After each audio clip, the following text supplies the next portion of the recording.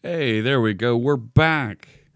Welcome back to my live stream. My name is Jeff Fritz. Today is January 29th, 2019. And we're going to write a little bit of code today. Good afternoon, good morning, good evening, whatever time it might be. Or if you're watching the recording, welcome back. This is actually a bonus stream. This is Tuesday, and I'm going to start moving Tuesday streams to the evenings. Evenings my time, so that we can help get some of our friends who stay up late, whether it's in Australia, Asia, or even on the West Coast. They wake up early at West Coast of the United States. Give them an opportunity to tune in and join us here on the stream. So we're going to do a little bit different topic today, this morning, and then we'll be back again in about 8 to 10 hours, and we'll do it again. And we'll go back in and work on our Stream Deck tooling and features this evening, because there's a lot of activity there, and I want to introduce and show all that stuff to our friends who might be a little bit better, might be a little bit more well-adjusted to watch in the evenings. Oh my gosh, look at the activity in the chat room already. I see Lannon's here. Good morning. Lannon and I have been chatting over Twitter, and we got a cool project coming up that I think we're going to do in about a week here, is what it looks like. Hey, Clark.io, good morning. And Robert Tables is here. Looks like Robert Tables will be streaming this afternoon and probably raid you right into my evening stream. So if you're going to watch some coding a little bit later today, make sure you check out Robert Tables. He'll probably be putting something in a container if I know him. And you can sit right back. You don't have to change the channel, as it were, and it'll jump right back into my stream. It sounds like a little bit later. Franklin89, good afternoon. GA Progman's here from Leeds. Hello, hello. Janescu. Hey, Jurgen, good afternoon. And Turrican is here. Little Dan, good morning. Off Zero Bobby is back. Hello. Brandon Satrum. There's another great streamer who's just started up. My friend from from a long time ago when we were both at Telerik. Brandon Satrum. Let's make sure we throw a shout out for Brandon there. Let's see who else is here. I mentioned Clark.io, Walsh Ronaldo, Stelzy. Hello, hello. All right. So let's get into it. I'm going to get some music playing here in the background. You know what I've been listening to? I've been listening to Orchid recently. This is, of course, music from Carl Franklin's Music to Code by.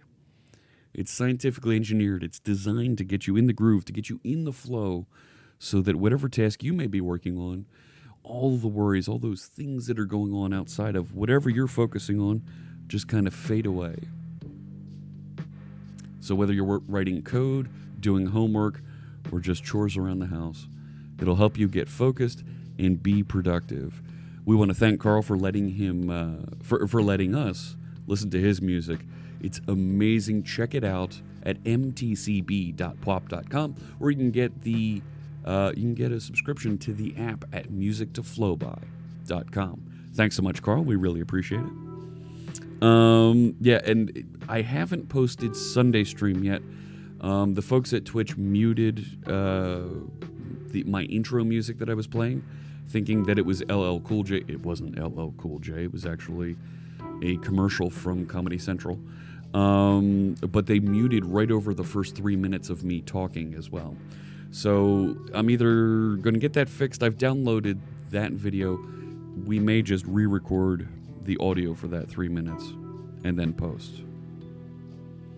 Hey, Code Therapist. Hello, hello. Good to see you. Parathon is here. Hey there. Affections Prime asks, Dude, do you think it is bad that I started with C# as a first language, or is it totally fine? I think it's fine, Affections Prime.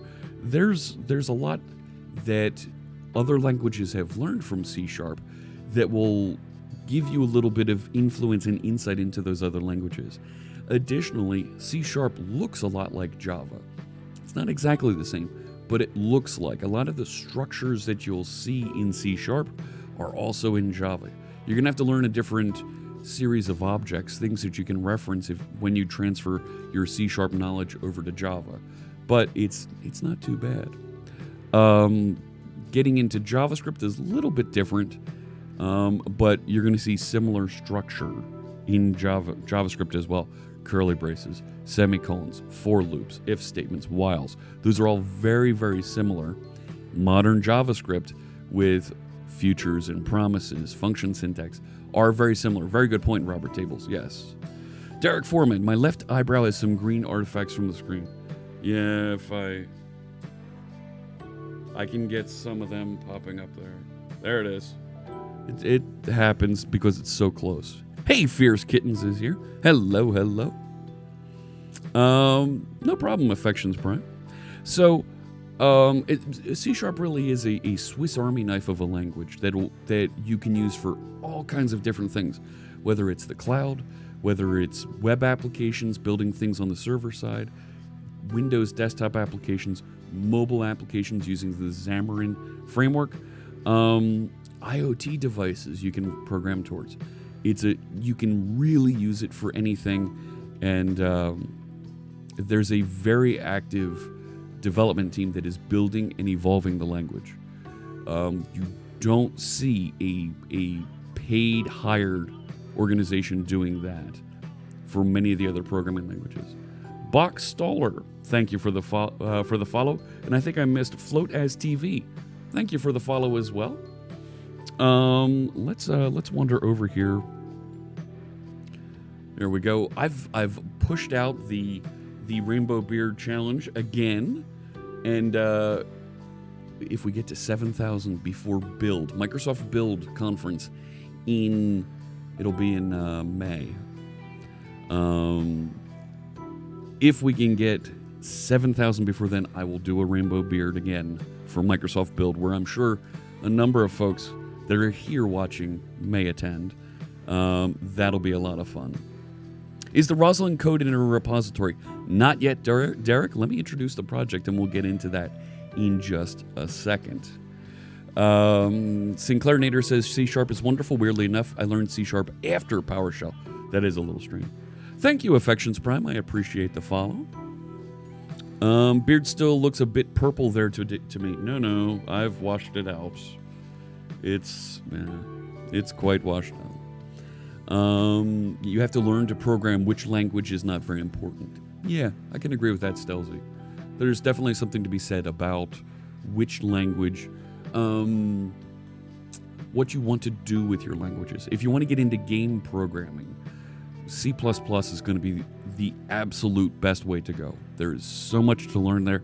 And also with game programming, you're going to want to get into very advanced math.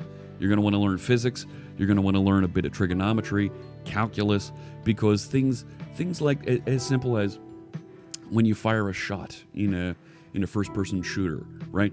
That should fall off due to gravity, right? You're going to shoot across and it should curve at some point. You're going to want to learn how to do those types of calculations. Can I promote C# cones as a way to learn? Absolutely, you can, Auth0 Bobby. That's great. If only interviewers of C++ jobs would get over that. Yeah, that would be something. An idea for an IoT project that is slightly related to the project we'll be doing on stream. Yes. Time to tinker. Oh, very cool. My first language was actually BASIC, not Visual Basic. BASIC on the Commodore 64. Game programming can be done with Unity. Yes, absolutely. There you go, Auth0 Bobby with some .NET Core cones, right? Those are exercises, tools that you can use to learn .NET a little bit better.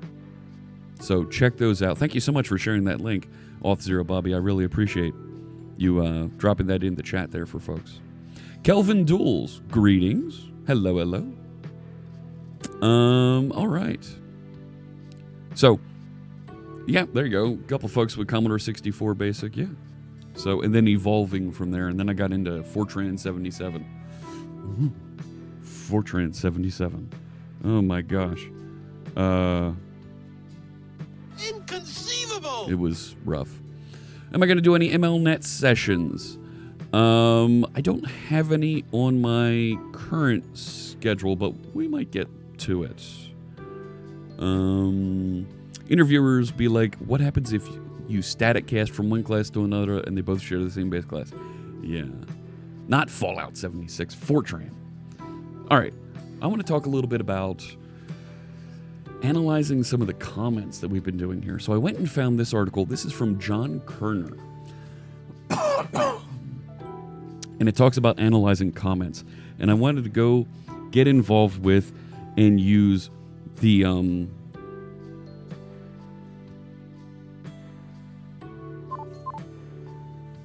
amazing, awesome powers of Roslyn.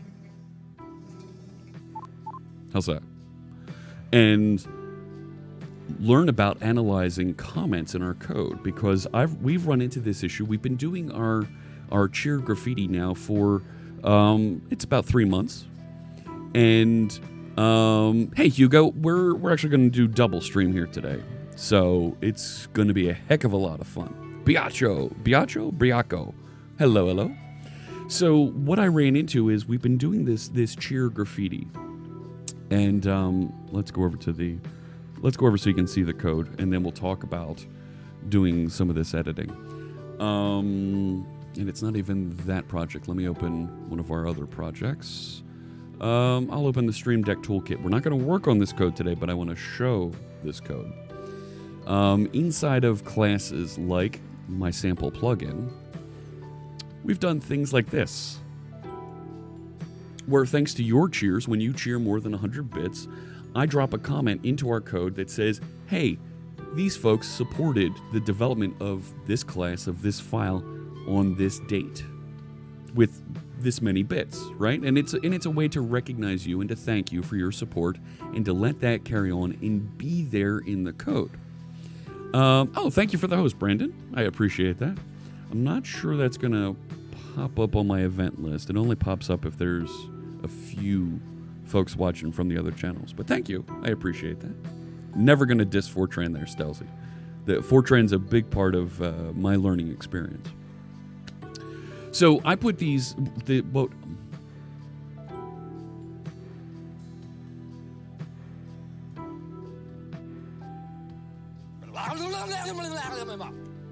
I put these comments into the code, and there's no way to actually do anything with this, right? It just kind of sits there, and then what? Because unless you're actually looking at the code, you're never going to find this. I want to be able to generate some sort of a report, some sort of a way to show these folks supported the development of these projects. To almost effectively create a thank you page. And how do you do that? How do you go through and either execute on code or inspect code? How do you do that? And quite clearly, the way to do it is you use Roslyn.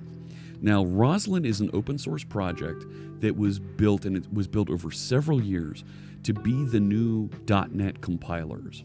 So there are Roslyn compilers for both Visual Basic and C#.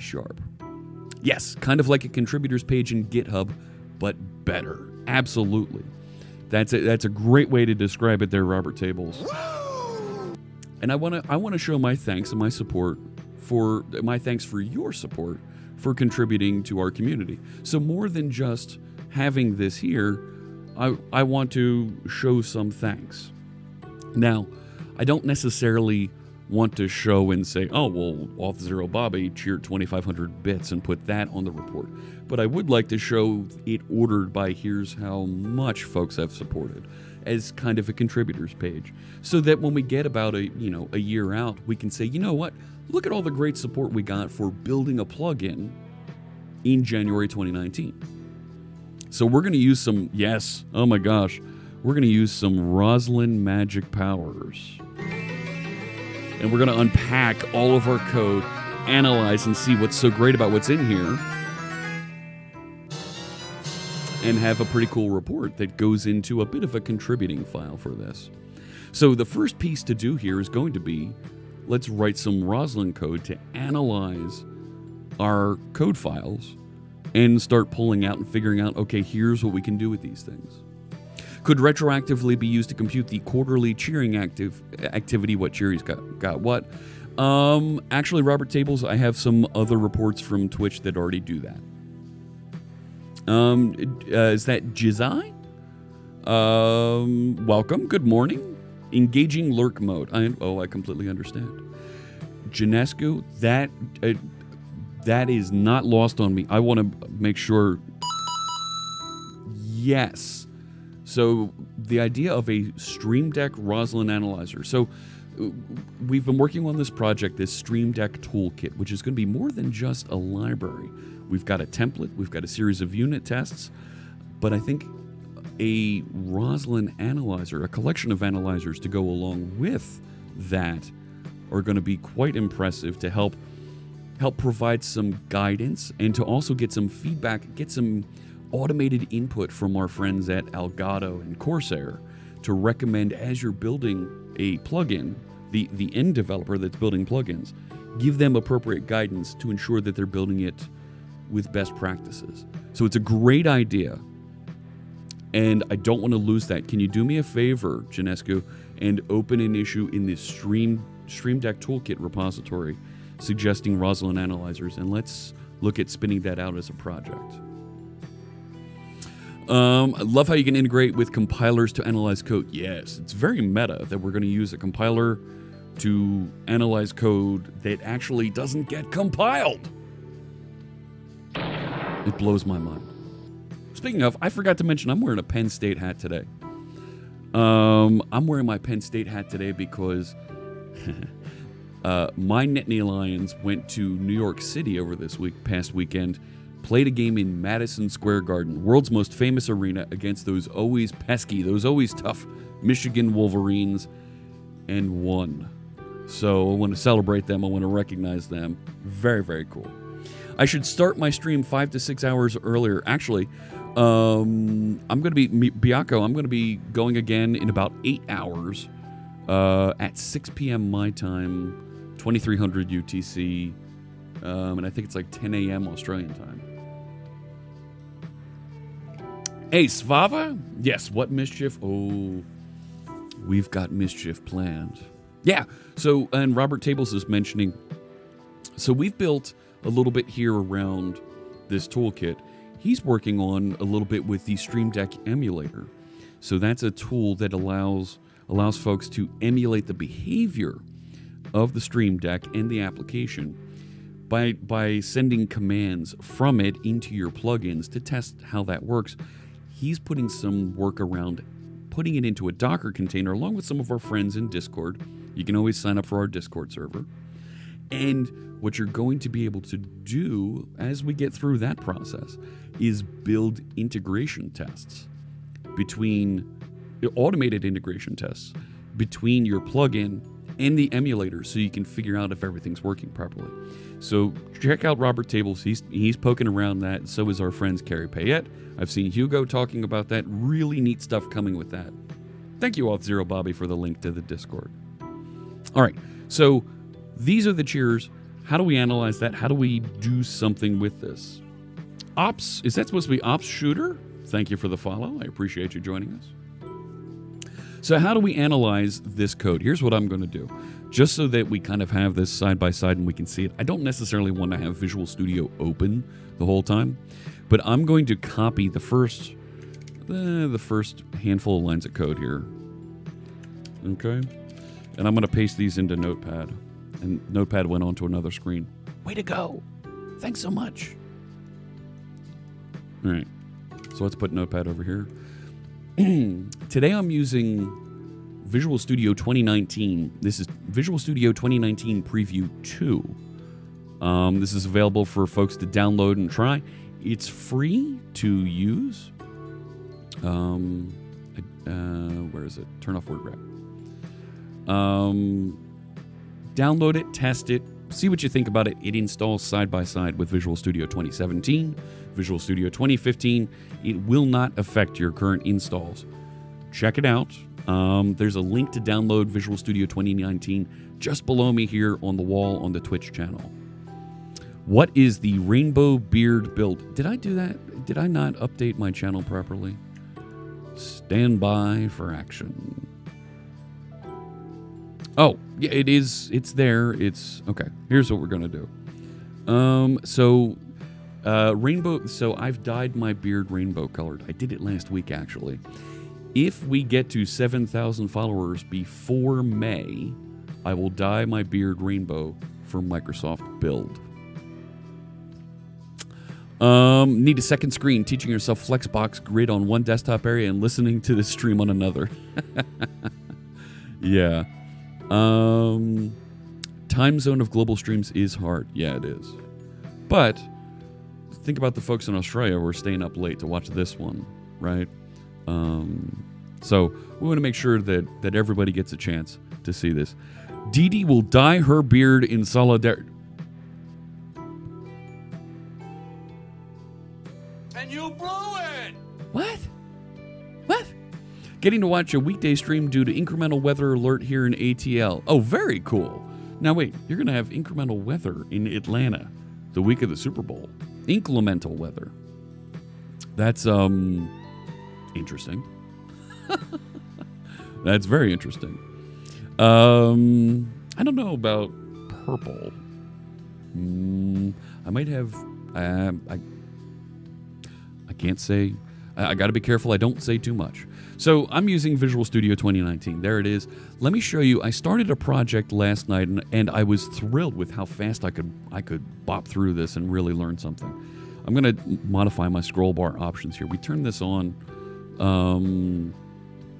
previously. I forget if it was on Sunday or last week, but I think it was Sunday. You can show previews here and map, where you can actually see the code here. I just want to go back to bar mode so it takes up less space. So what I've done is I wrote a very simple .NET Core project. Let me open Solution Explorer so you can see here. And I'm even going to go way out there. This is a .NET Core 2 project. If I look at the properties, .NET Core 2.2. Okay. We know .NET Core 2.2. We know how to do that. But I've brought in a dependency, not an analyzer. Those come along for the ride. But I brought in Microsoft Code Analysis C#. Okay. So this is Roslyn. This is the compiler that it'll let you analyze and look at your code.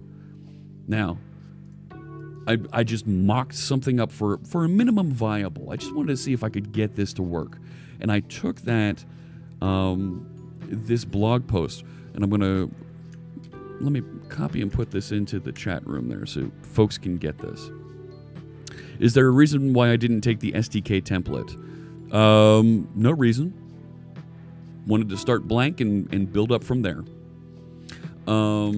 So I took this .NET Core project, and I'm not building an analyzer. At some point, this may become something more. But let's start with just looking at what's going on here. So let me see. Okay, keeping my eye on chat. When I create an MVC core project in 2.2, there is no option set compatibility version. I would need to take a look. I don't know. I haven't spent too much time in ASP.NET Core 2.2 yet. So for this, what I did was I specified a folder name, and I said, well, go get all the files that are C# files in that folder and recurse the subdirectories. So go find everything underneath of that, and I'm going to look at my Stream Tools project. Stream Tools is a project that we've been writing on and off since the beginning of this stream, actually, that queries the Twitch API and gives us things like these numbers you see here below me for follower count and viewer count, as well as that rainbow beard goal gauge there, and the GitHub ticker that you see up top.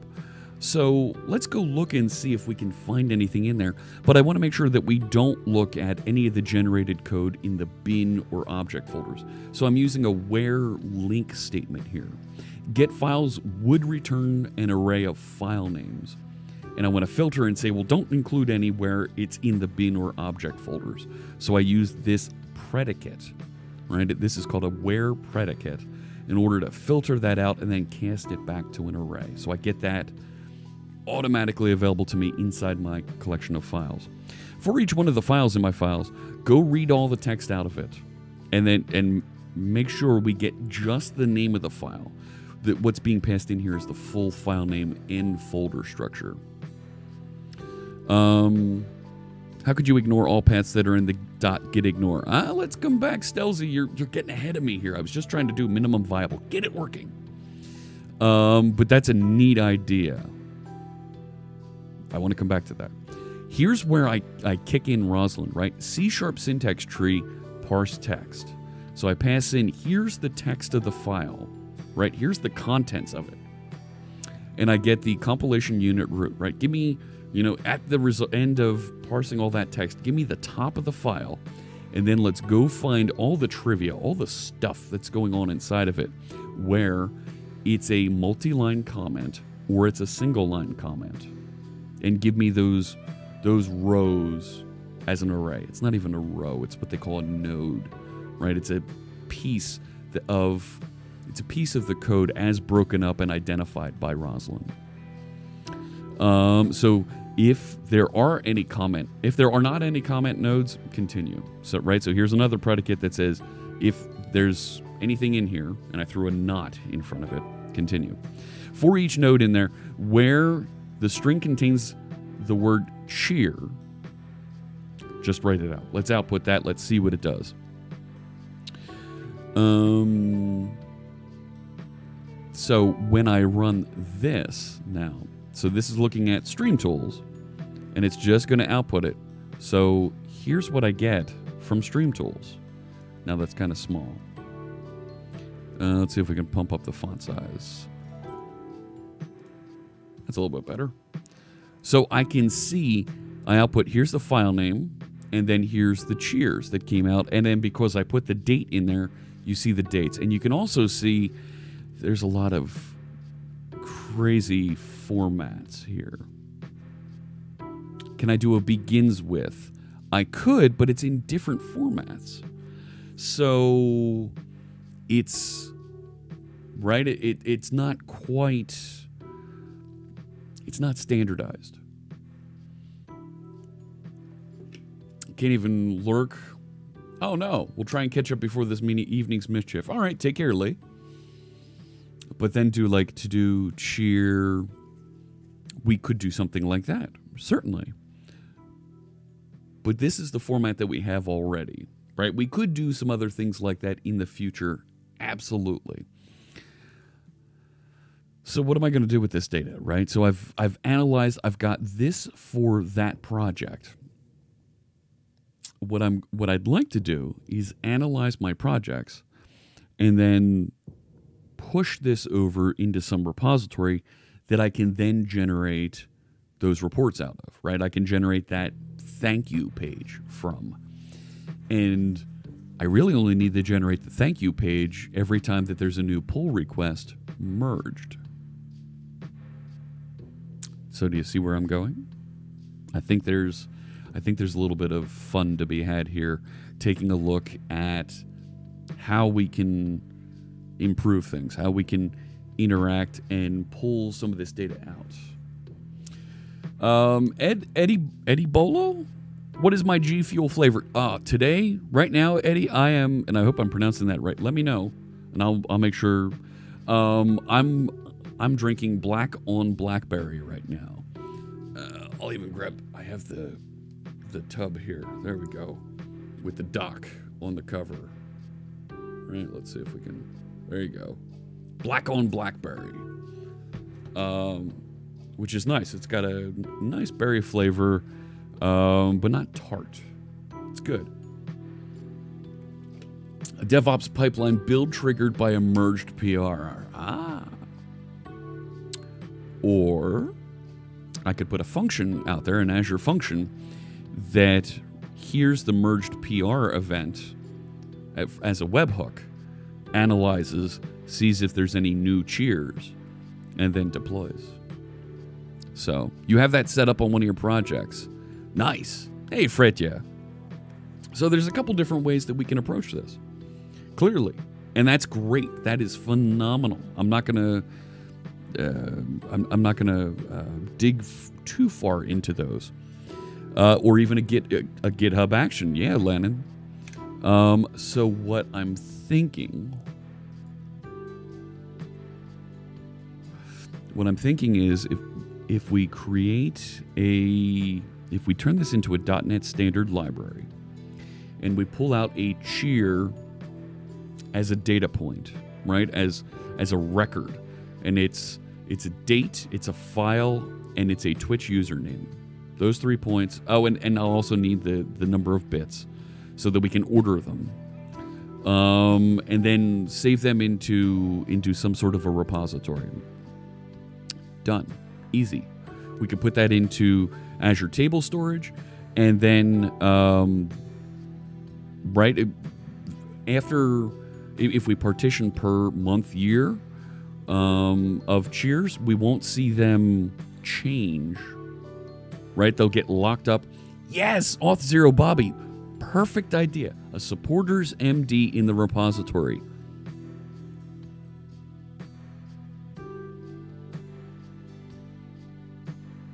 Oh my. It's exactly. It can be done exactly how I want it. Yes. The only question is, are you the man to do it? We are. So I think this is a nice example of using Roslyn to turn code into data. Now, I think Hugo is onto an interesting path, into an Excel online file and do the management thing. Maybe. So I'm a big fan of Power BI. I think we could turn this into a Power BI and embed that report and make that available. So I think there's a couple different ways to skin this. Technical manager. A little bit. Automod blocked your message. Is that a UTC time? That's fine. I will allow that. Yeah, because it's referencing John Skeet. Some comments contain time. Some they don't contain time.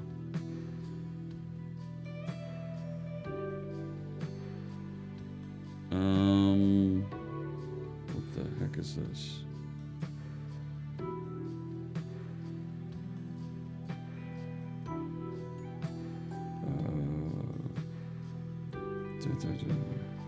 Yeah, hang on.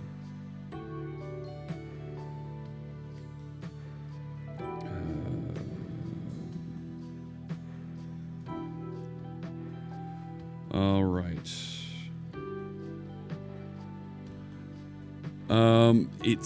So they don't have time in it, I don't think. I think it's just date. Right? Oh no, they do contain. Well, those are. I think I just hit F5 when I was in something, but it's going to be Eastern time because it was in my time zone. I would drop the time. I don't think we need time there. So is the intention then to keep the code graffiti? Yes.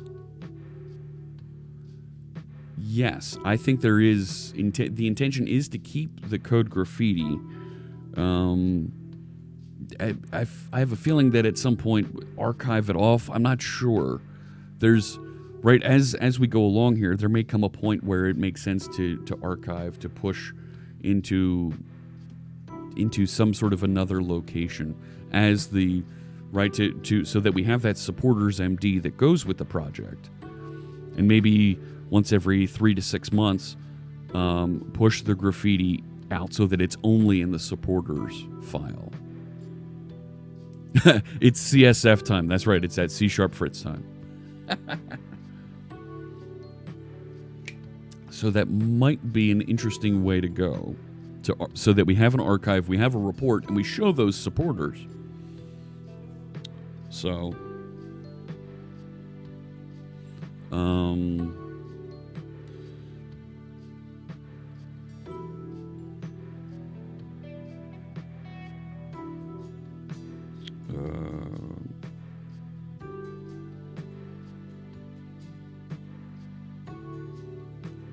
okay. So let's do this.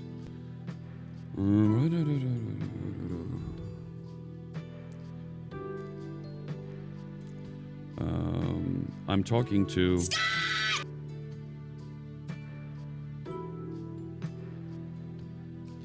Here, let's just do this. Okay.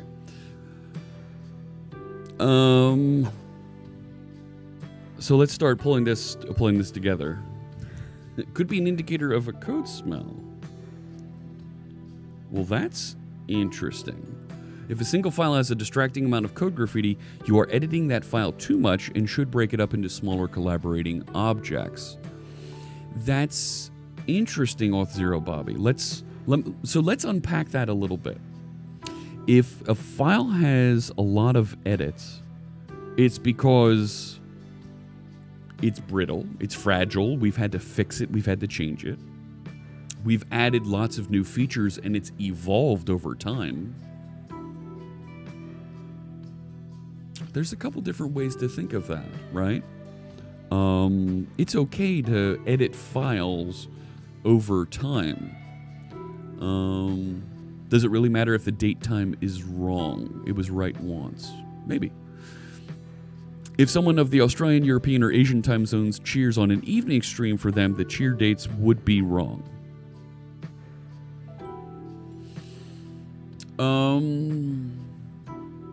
Yes. If somebody from Australia cheered right now, it would, right? For them, it's tomorrow, right? It's the 30th.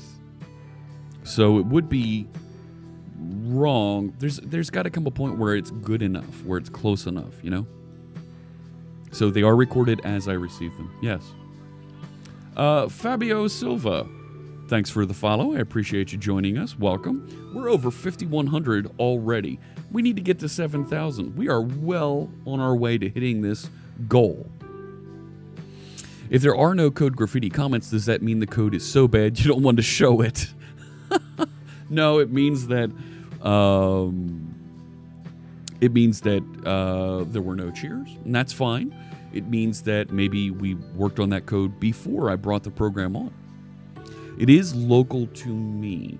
Right, Fleazy4L. Welcome. Good, nice to meet you, Fleazy. So let's do this. I want to start refactoring this little bit of analysis to find the cheers into a .NET Standard project, and let's get rid of this little MVP project.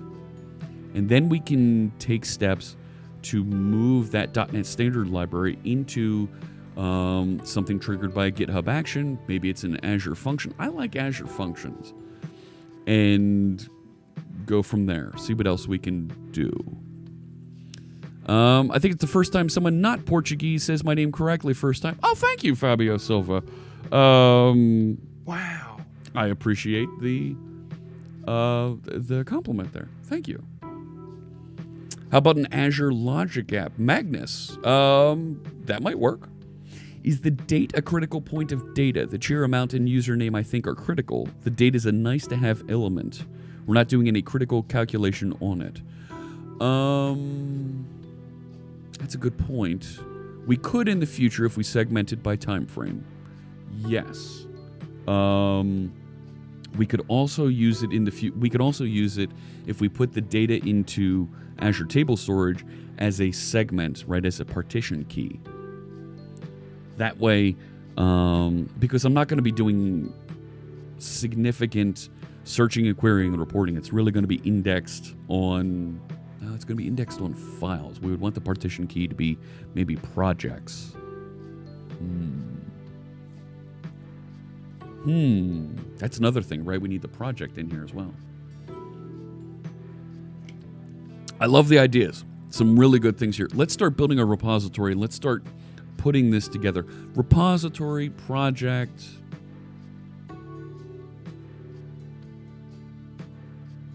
Repository might be... project file user. Maybe. What about using cognitive services to determine if the amount of cheers is an indicator of code quality? Ooh. SQL, Mr. Magoo. That's interesting. That would be an interesting statistic to look at in the future as we grow this.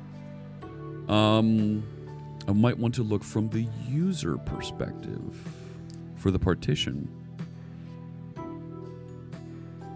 It's going to be a question of... Derek's on an interesting path there.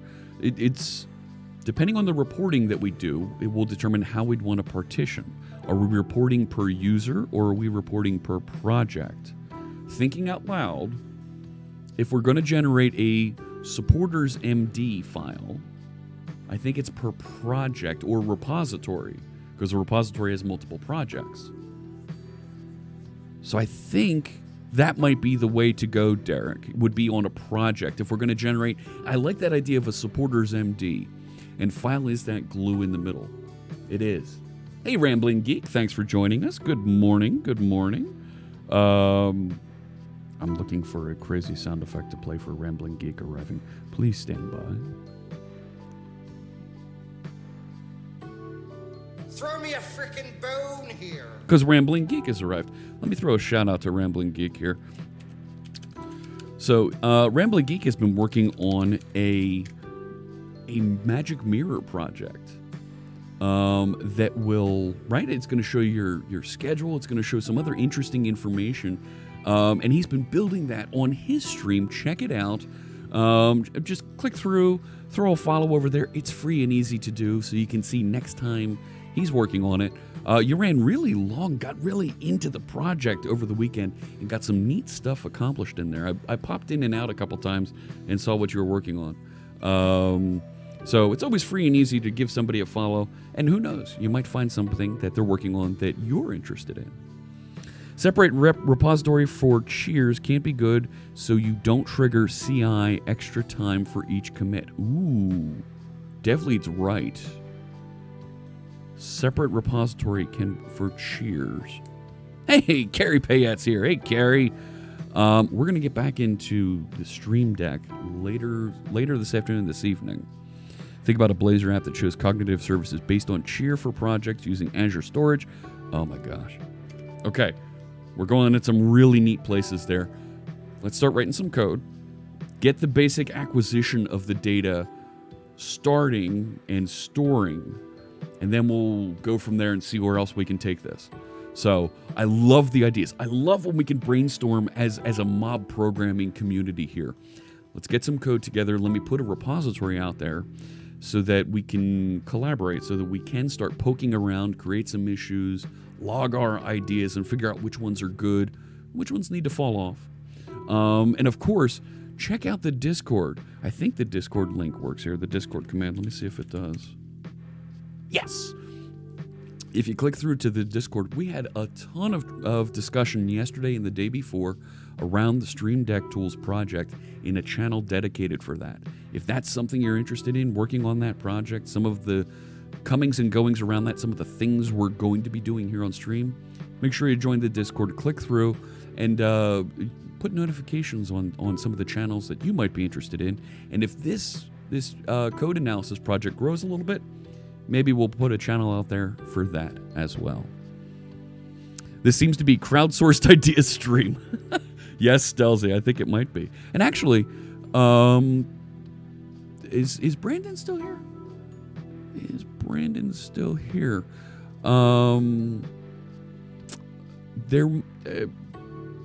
Brandon, you work with a NoSQL database, don't you? Join the Discord for impromptu Zoom-based mob programming. Yes, absolutely. Lots of great opportunities for that. 2 streams today? 2 streams today? Are you kidding me? Wow. Absolutely. Wow. Double the wow. All right? Let me tell you, the reason why there's 2 streams today is because... But what I do have... What do I have? Are a very particular set of skills. Very particular. Skills I've acquired over a very long career. Very long career, and I'm applying them so that I can learn new things here. And then we code. Yeah, there were some great discussions there. On your iPad, resorting to firmware updates and driver updates since the network on your beaster seems crippled this week. Oh, are you kidding? What is that, Carrie? Ugh. It's like you put your peanut butter in my chocolate. Yeah, a little bit. It's just crazy enough. All right, let's do it. Let's start pulling this out. Let's create a little bit more here around a project that'll actually start working with some of this data. Now, I created it. a project, and I called Fritz Cheer Graffiti.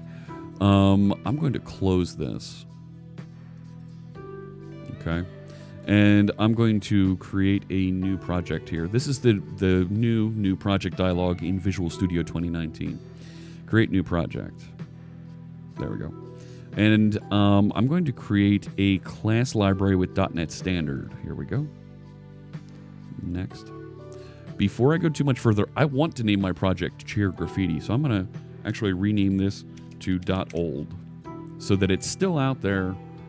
Right, we've kind of proven how this works, and I'm going to open my project, my program CS here in Notepad so that I have it and I can just copy the code in. It's off screen right now, but that's okay. We'll figure out how to move it in.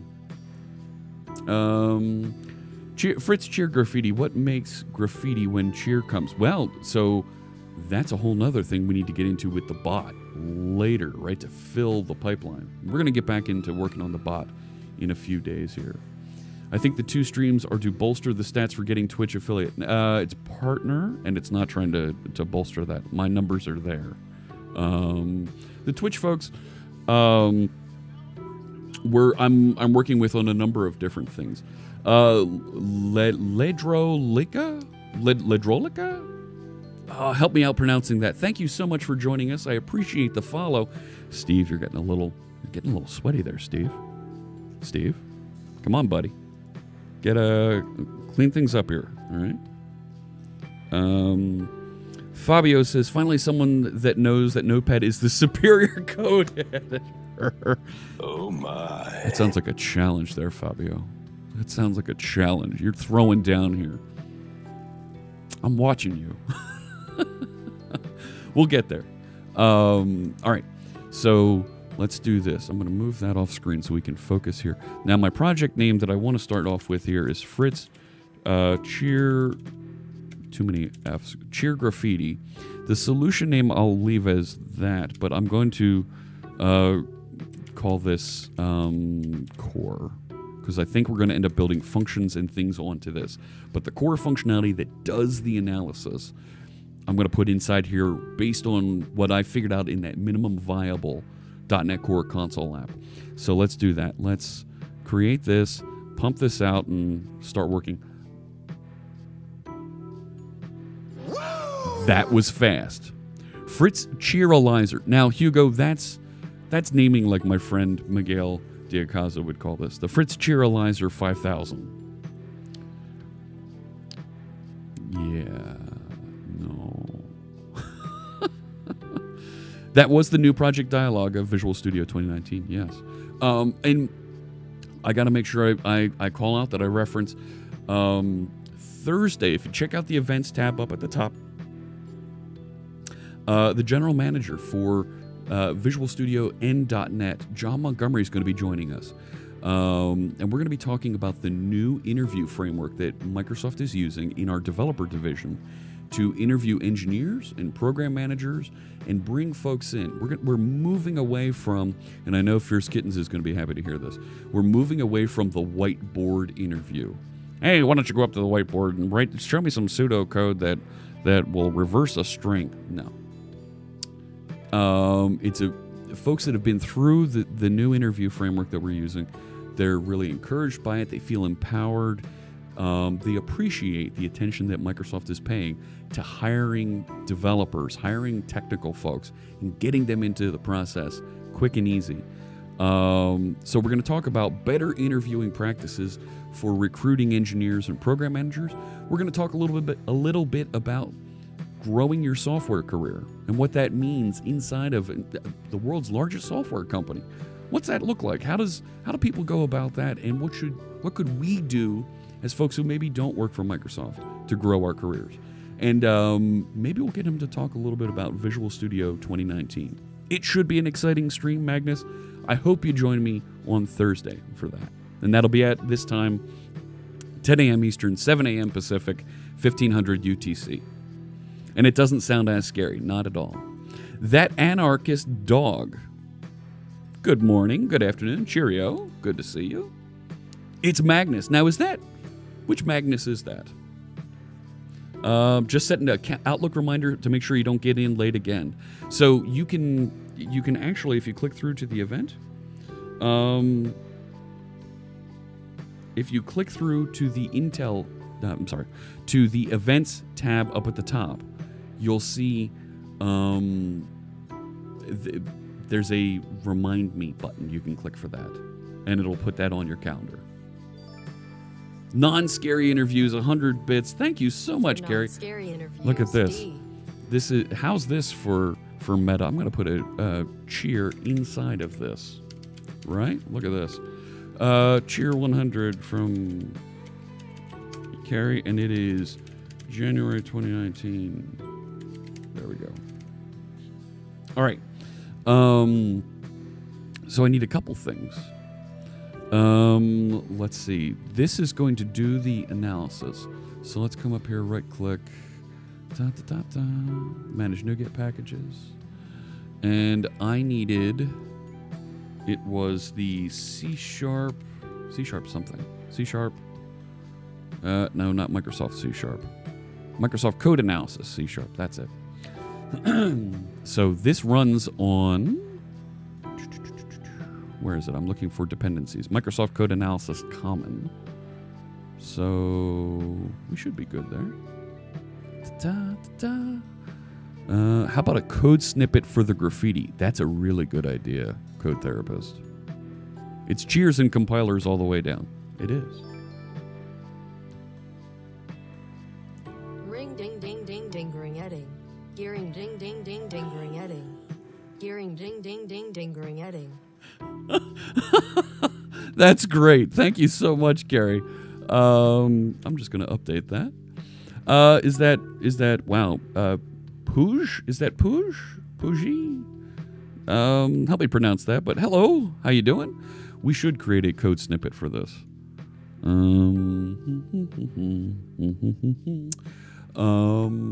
I forget how to create a code snippet. Let's see if we can put something together real quick.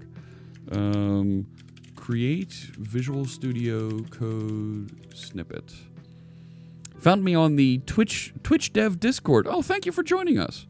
Yeah, so I mentioned I am doing some work with the Twitch folks on a number of different fronts to help make raise the profile of developer streams, make developer tools a little bit easier to use, and to make developing things for the Twitch platform easier. So I'm collaborating with them, and these are all in the name of making it easier for folks to learn here on Twitch. Hopefully our Microsoft MVPs have a great opportunity for them to build streams.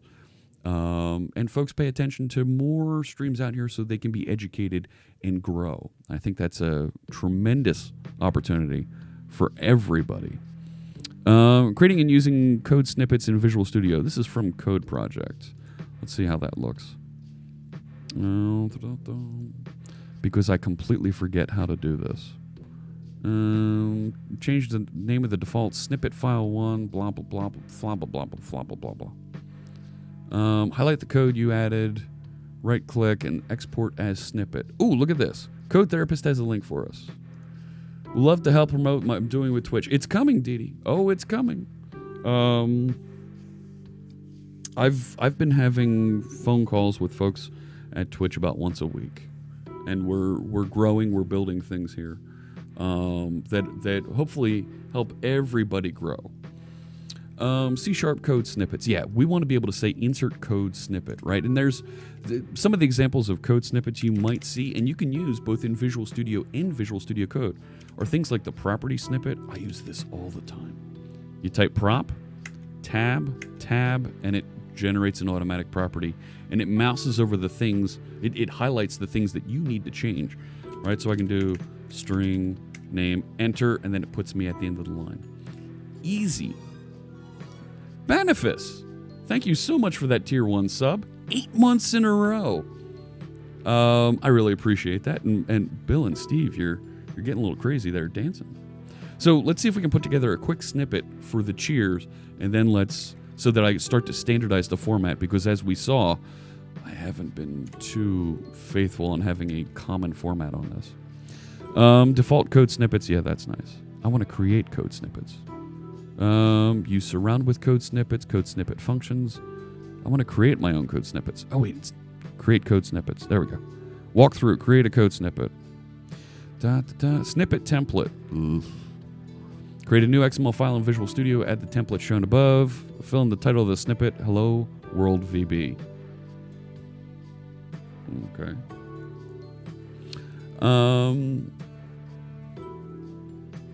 This might be a dumb question, but where should I locate my code in a UWP project? Asks unsavable. I've heard that putting the code in main page XAML CS is bad practice.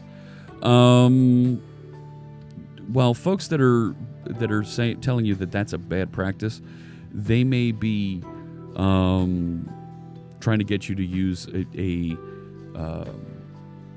code architecture like MVC or MVVM, where they want you to put your logic outside of the view, not just in the code behind like that, but somewhere else in another class where it can be more easily tested, and then you can hook it up a little bit easier using a command pattern.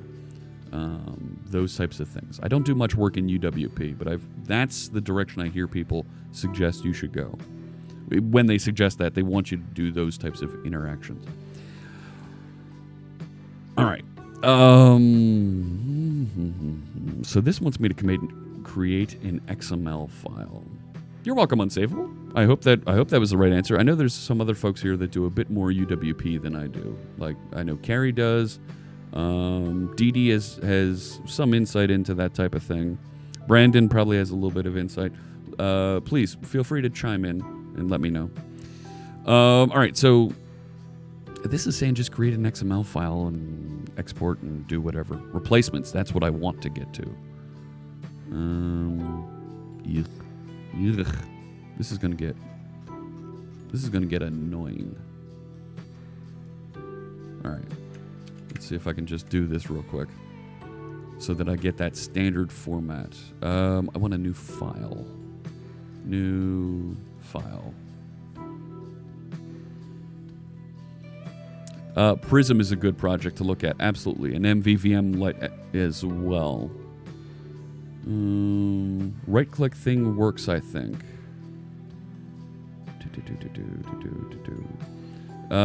Created them for Visual Studio Code extension. Use that doc. I think that's for Visual Studio. Yeah, that's for Visual Studio Code. Yeah, and it uses JSON for it, where Visual Studio is a little bit older, a little bit more verbose in what it's trying to do. All right, so if I paste that in, title, and let's call this Cheer Graffiti Snippet. Code language C#, right? Not VB. Is it VB or is it CS? Show me what that could be. Language VB, come on.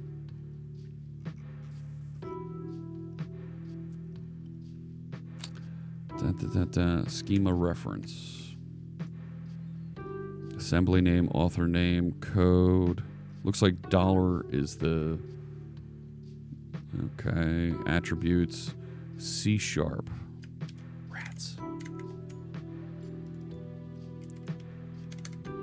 Paste that in there. And then... Right, what else did it want me to do next? So, console write line. What I don't want to do, console write line. There's a lot of examples in there. Ooh, okay. Rick Strahl has a Visual Studio Code snippet converter. Cool. I want to just do, let's say cheer, and then we need number of bits. And then we need Twitch username. And then the date.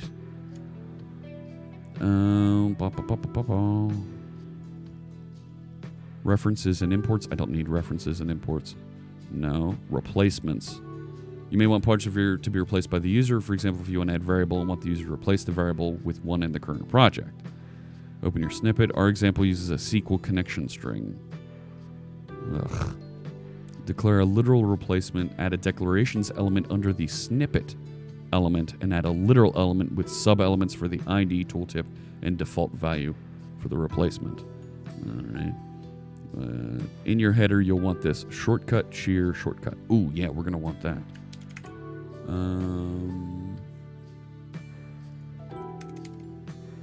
Hey, it's there. Let's do that.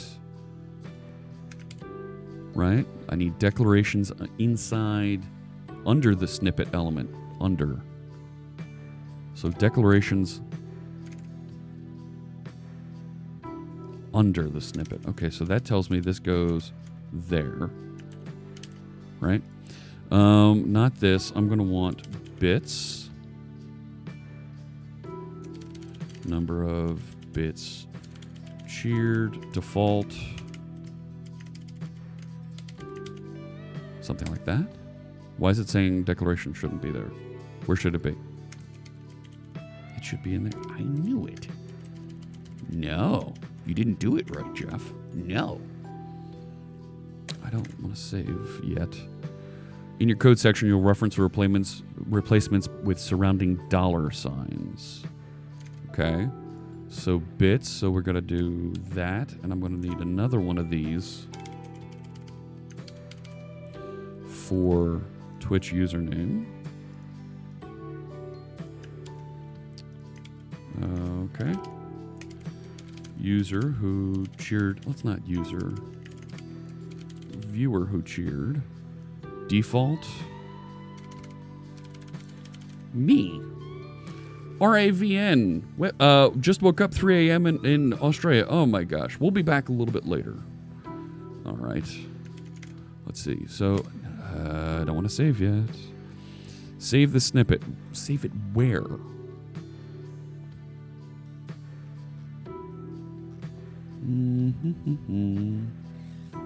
Yeah, we might want to do something like that in the future. That looks like all I need, right? I need the date at the end of this.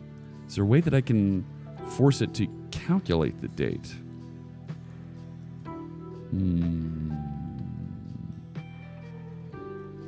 I don't. Object. Replace with a connection object in your application. To declare an object replacement, add an object element inside the declarations and add sub-elements. Type, tooltip, default. Yeah, documents. Yeah. My tooltip has cheered in it twice in a row. Where? Oh, good catch. Thank you. Okay.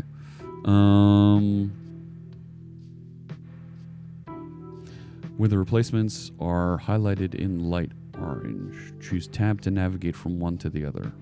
Nah, I want it to actually execute. Give me the date and put it here. You know? What's code snippet functions? There are functions available to use with C# code snippets. Generate switch cases. No. No. Class. No. What's function element? When literal or object receives focus from Visual Studio. No. I think for datetime, you'll have to create a macro. Yeah. Yeah. Or import it over the snippet manager. I think that's going to be the way to go.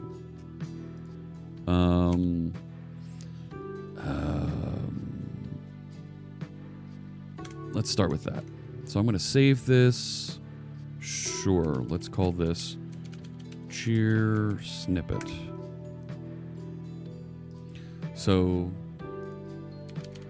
where's the snippet manager? Tools, code snippets manager. Come on. Compiling resources and settings. My code snippets. Import. Oh wait, that's basic. No, C#. Import. Ugh. Fritz.share graffiti. Listen. What do we got? Using current date and time, and yeah, that's Visual Studio Code. What's Hugo looking for help with? Line 20. I thought we fixed that. Stand by. Hang on. Let's add that as a solution folder. No, that's not it. Wrong button. Add solution folder. Solution items. I don't know. It's a thing. Add existing item, and I'll grab that cheer snippet so I can find it. Stelzy's comment and link. The snippets goes into documents via snippets or something. Yes. Oh, $time. Oh. Template parameters. Can we do $date then? There's time. Okay. In DDMMYY format. Well, and there's... Okay, so there's year, the current year. Is there month? No. So maybe we do $time. Okay, good catch. Will that work?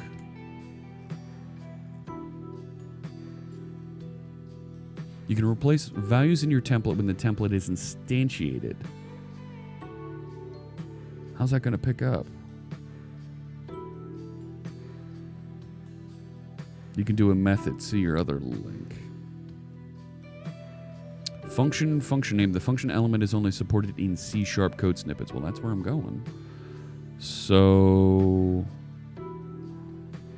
we could have a literal. I'd love to see an example of this. Right? So I want to change this to date. I need a literal date. There's function, yeah. Date of the cheer, okay. And then function. Now what? Specifies a function to execute when the literal or object receives focus in Visual Studio. Hey, Veronica. Hello. Let's see if Visual Studio snippet function. See if somebody has a sample. Code snippet functions. Who knew? There are 3 functions available. Right. This is where I got back to.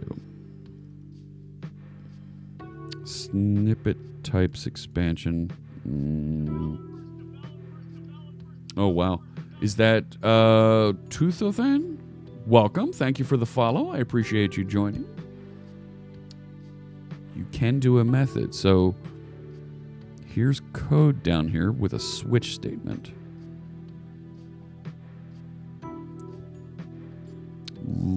So function generate switch cases expression.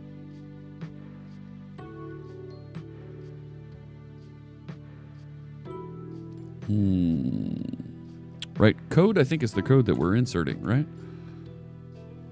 That's this. Stelzy has more. What do you have? Code snippet functions. Yeah, this is where I'm looking. Right.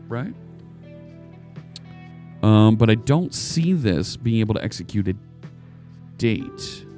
Right, I want to output date time. Function simple type name system console. See, that seems weird.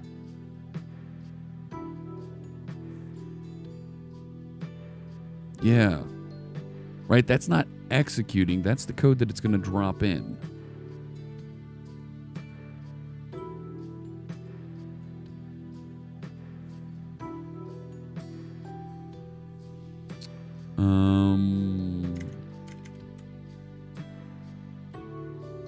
Right, you're thinking instead of this. Yeah, I don't think that's going to work. Right? It's a literal, and then, right, if we make it date, and then, is the function, It says simple type name. Yeah.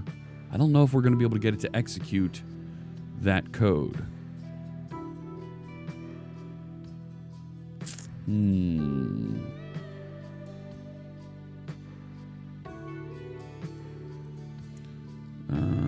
Create a literal.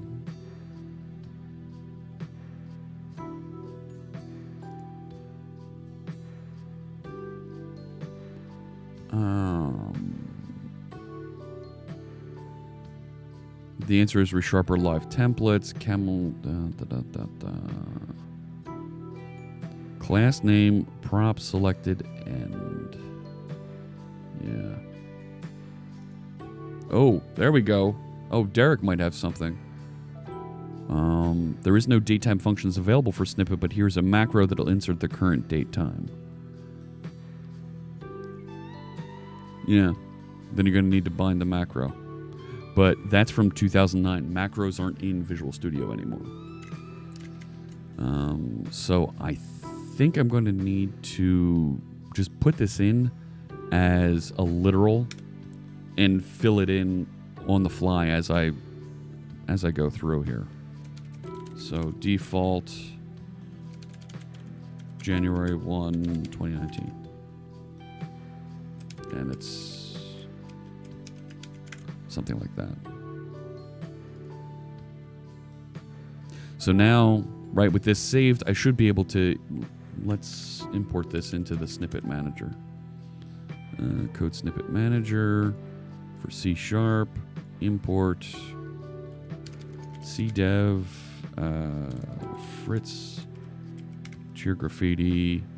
Oh, it's looking for a dot snippet.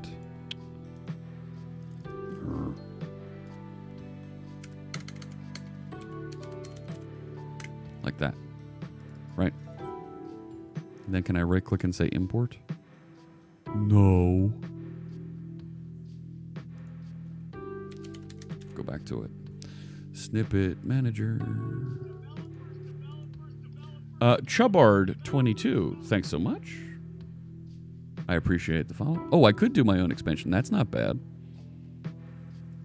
The only thing I can do automatically is the year. Hey, Nick's Mad Science is here. Yeah, we did the rainbow beard last week. You can find it in the archive. All right, so there we go. Snippet. Put it into my code snippets. Okay. So now if I go back over here, there's cheer. Nice. Nice. I have those extra quotes there. We should probably get rid of those extra quotes. So we can do that. Let's get rid of this one. Sure, let's do it down here too. But I do like the $MMDDYYY. I wonder if it'll be too confusing to write code while listening to someone write code. Sometimes it is. Why not try the VS Code? Visual Studio Code and Visual Studio have two different methods to it. It's not supported the same. Oh, what happened there? I'm going to... Oh, Nightbot. Okay, hang on. Sukai. Gosh. Let me bring that up. You like the company. Oh, thank you. Dollar, current date, current month, current year. I don't need all the way down to the current minutes. But if I... The suggestion is to replace that.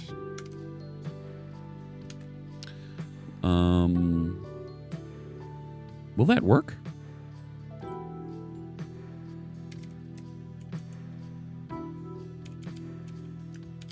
Let me comment that out.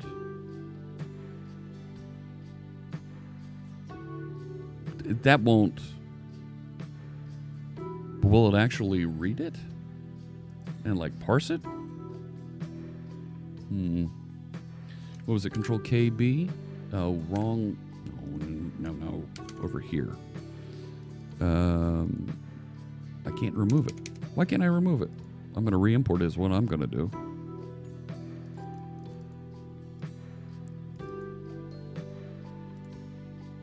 Overwrite.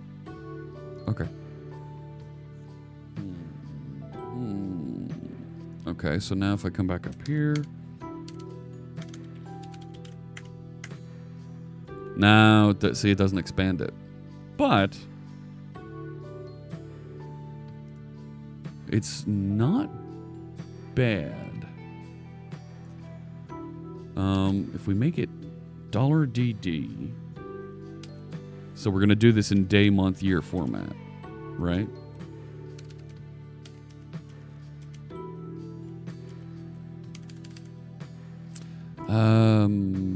I think we can get away with 2-digit year.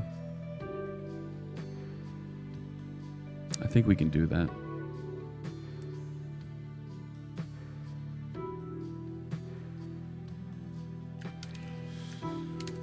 Let's re-import. Why do you keep going back to there?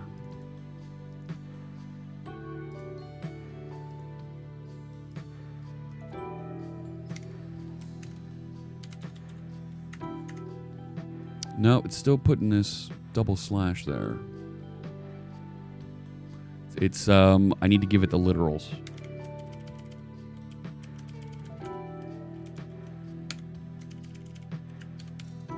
One, two, three.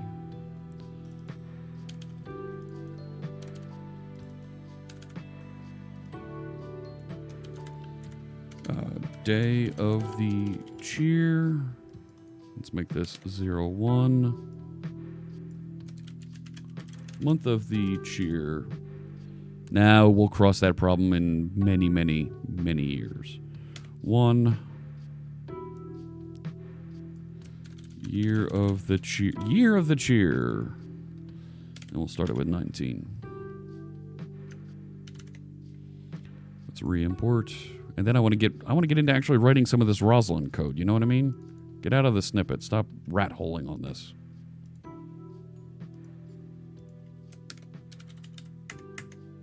There we go.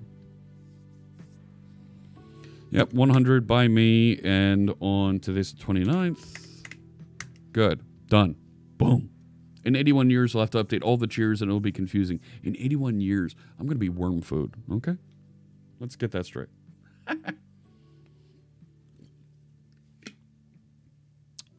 It did have the dollars. It didn't have the literals defined. Just pulled out your yak shaver. So sorry. Oh my gosh. First time I see how to make a snippet. I will have some fun with this smiley face. Oh, thank you, Magnus. Well, you get to be the first snippet here. How's that sound? So 181, and that is for Magnus 10. And it is the 29th of January. There we go. Thank you so much for that kind cheer. I really appreciate it. If I'm parsing the date, will it be more confusing since you changed the format from previous cheers? So I think we end up standardizing on these. And we'll pick that up. We already have to do a little bit of interpolation in order to pick them up appropriately.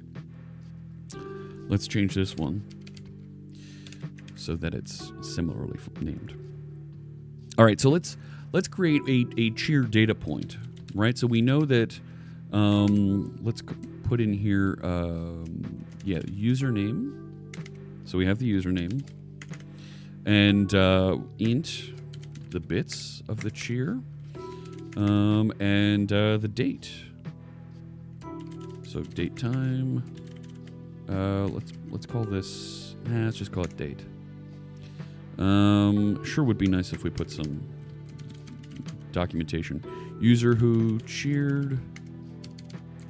Number of bits cheered. Date of the cheer. Now, we need to do Y2K plus 19. Zero pad, you monster. Zero pad. Zero pad.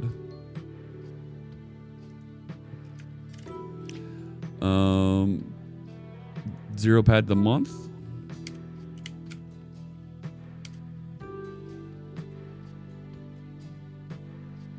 You can always check if the first character after the username is a digit and parse it accordingly. I think there's a couple different ways that we're going to need to do that. All right. Sorry about that. I know it kind of set some folks off there. Hey, Code Rushed is here. Good morning, Mark. All right, so you know what I also need here? I need the file name that this is in. File containing the cheer. And we probably want the repository.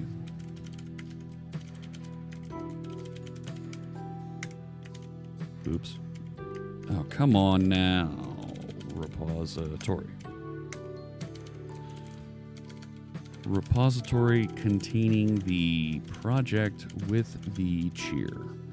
Now, I think the file name... Does the file name contain the full path?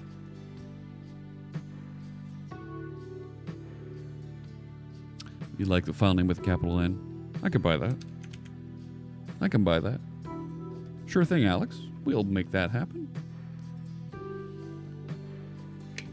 Yeah, I think it's relative to the top of the repository. I think that's the way to go. Yeah. Okay. So now we have a cheer. We should probably rename the file that goes along with this. So we will call this a cheer. So there's our data point. Test 1 program CS. Yeah, and test 2 program CS. Yeah. We may want to do that with forward slashes as well, just to be standard. We'll come back to that. We'll figure that out. All right, so let's add another class. I'm going to do that this way.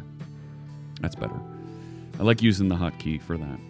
So now we need the file that'll actually do the analysis. So let's just call this code analyzer, right? Because this is going to do the thing. All right. So we're going to want to pass it a repository name and maybe a folder location. No, let's start off giving this a file, right? Or even a file content. Let's start off giving it file content. Let's get as simple as possible. And let's return an IEnumerable of cheers. And let's call this locate cheers in file contents. String file contents. Right? This way I can break it out later. What? Oh, yeah, I know I'm not returning anything yet. Yeah. All right. I never create new files. I just start running a new class in an existing file and Alt-Enter on it and move it to a new file. Okay. That's absolutely a way to go. So what I'm going to do is I'm going to drop down here and copy the code that we wrote in our MVP, in our minimum viable, and paste it in here. And we'll start figuring out how we need to change things. So I had called it file text. Well, now it's file contents. C# syntax tree, I need to control dot that and get a using statement for the compiler in here. Comment nodes, we were searching through that. We need our where statements. We need link. We don't really have a continue here. So let's turn this around into a return. And let's return an empty cheer array. So there's nothing there. We put a new in front of that. So that it's returning something and we can eventually join that up, but there's nothing in it. So would it be better to receive a stream or read file stream or similar? Well, we need to work with strings at this point. How it gets into this, we'll figure that out later. But I can go several different directions with that. And I'm not going to get too burned up yet. Why doesn't it like that? Why doesn't it like contains? No overload for contains takes 2 arguments. Yes, it does. This is a where string contains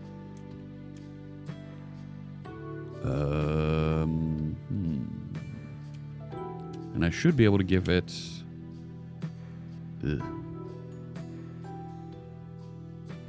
getting the string in will make unit testing easier. Yes. The string to seek. Now, why isn't it? No, it's not a using statement. Right? This is telling me that string...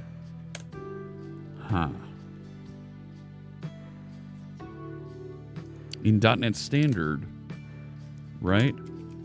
The string contains is a character value and a comparator.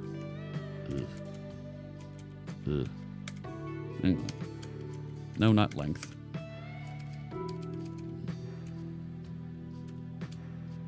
And now this is all the link goo in here. Can I do index of?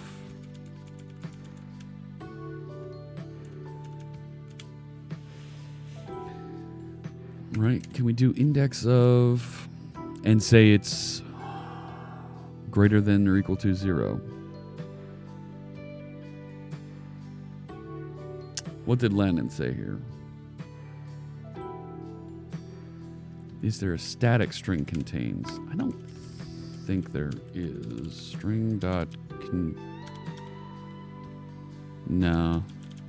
Not constrain. No. That's weird that it doesn't have a to lower and contains cheer. Yeah. To lower invariant.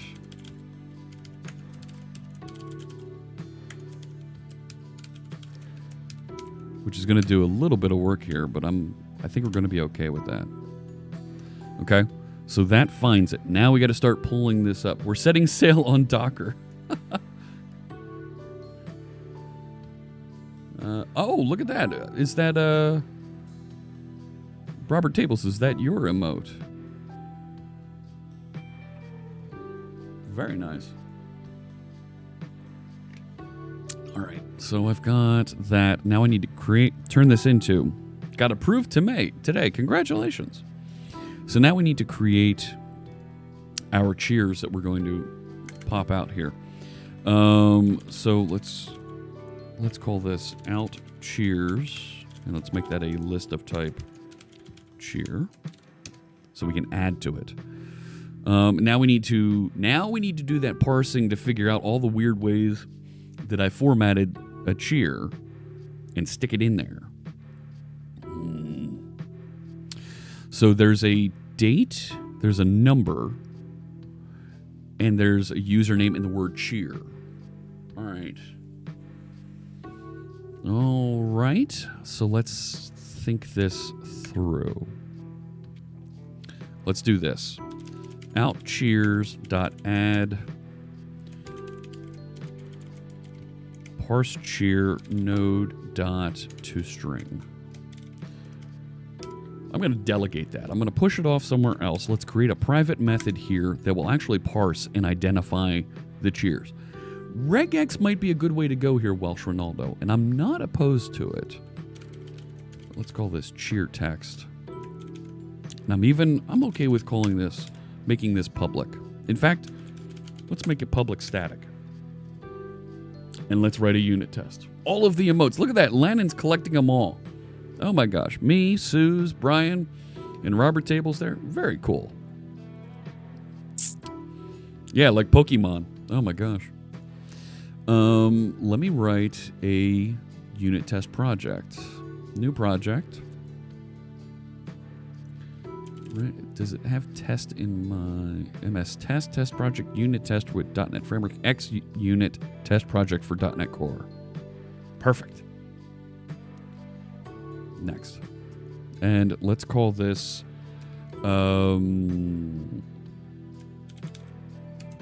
test.cheer graffiti. Why not a constructor for cheer, the parse method, I mean?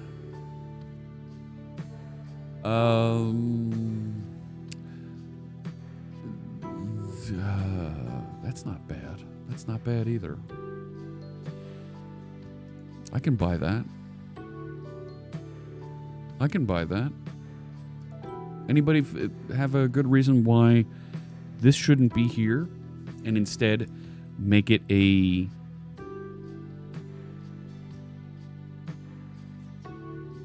constructor?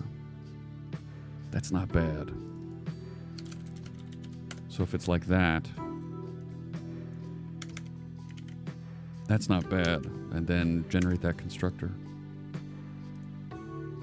And it's stashing that, but that's not where we want it to end up. For right now, to start the test, let's make sure that it goes properly. So let's do this. I'm going to create a folder. Cheer. Let's move this into here. Yes, I know. Given valid cheer should parse date, user, and value.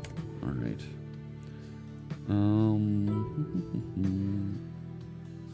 You'd need a default constructor if you want to serialize.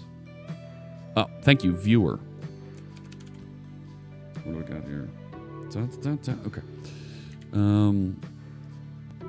So given a valid cheer, so let's put a valid cheer string here. Public const string valid cheer equals, and let's grab one. Gosh, I can think where I can find one right now. Puru 1990, thank you for the follow. I appreciate you joining us. Look forward to seeing you in the chat room. There's our valid cheer. Now, it does include the double slash. So that's okay. Why? Oh, I forgot the semi. Look at that. Even I forget the semis. And I've got C# in my name. This is getting too meta. I know, Fabio. I know. But you know what? We're... Do it live! And it's going to be amazing. All right. So I normally go with arrange, act, assert. There isn't really an arrange because we have valid cheer. So our system under test is a new cheer. And we're going to pass in valid cheer. And we need a control dot on this. Control dot. Rats. Let's do a couple things here. I'm going to rename the file real quick. And I'm going to add the project reference. Add reference. Bazinga. Thank you. Go away now. And I should be able to control dot. Come on now. I know why it's doing that. It's because we're in a folder called this. Should you include the word test in my test cheer so it doesn't get registered as a real cheer? No, because it's not a comment. It's not a comment. Oh, Lannon. You're killing me here. All right, so Fritz, cheer graffiti, core, cheer. Okay. Let's take that.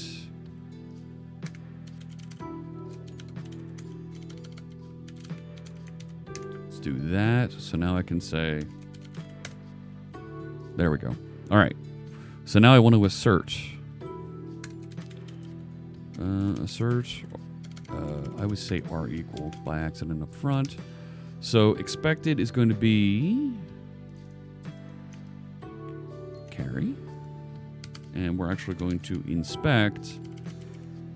Now it's username there. And it should probably be viewer name. You know what I mean? Let's change this to...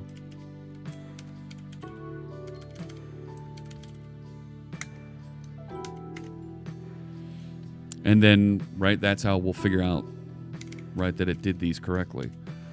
So I need to look at the bits, which are going to be 200. There we go. bits, and then the date. Now the date.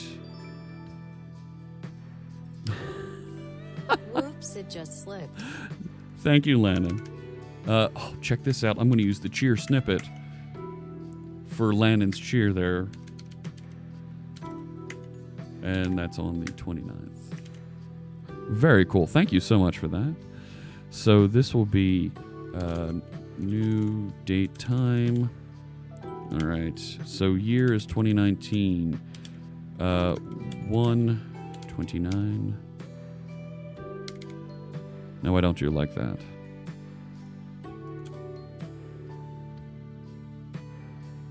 Nope. That's because this needs to be date. Cool. I would write discrete unit tests first, add a theory at the end to test a bunch of different variations to expose bugs. Got to get brain-boggling meta in here. I'm not familiar enough with fluent assertions to type more directly with it.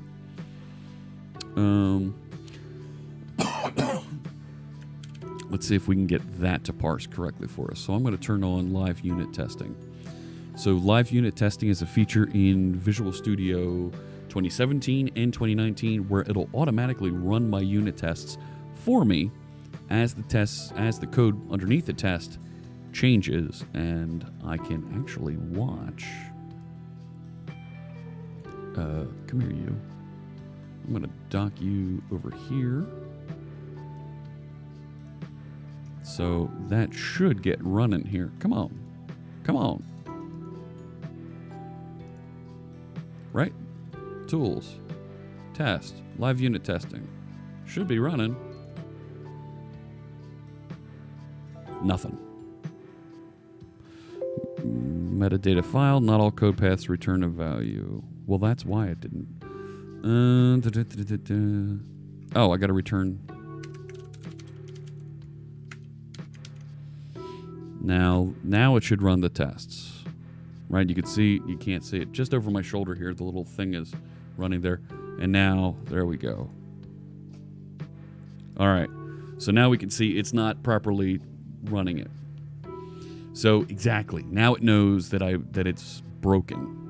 So let's go over here and let's start breaking this up. I don't want to store this.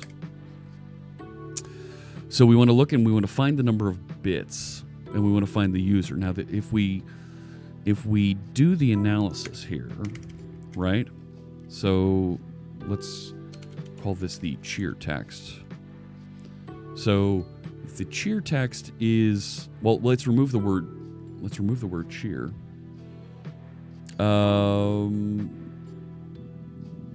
You just can't see it. What? There's even a cooler one using static. Yes, that is cool. King Feast 97. Thank you for the follow.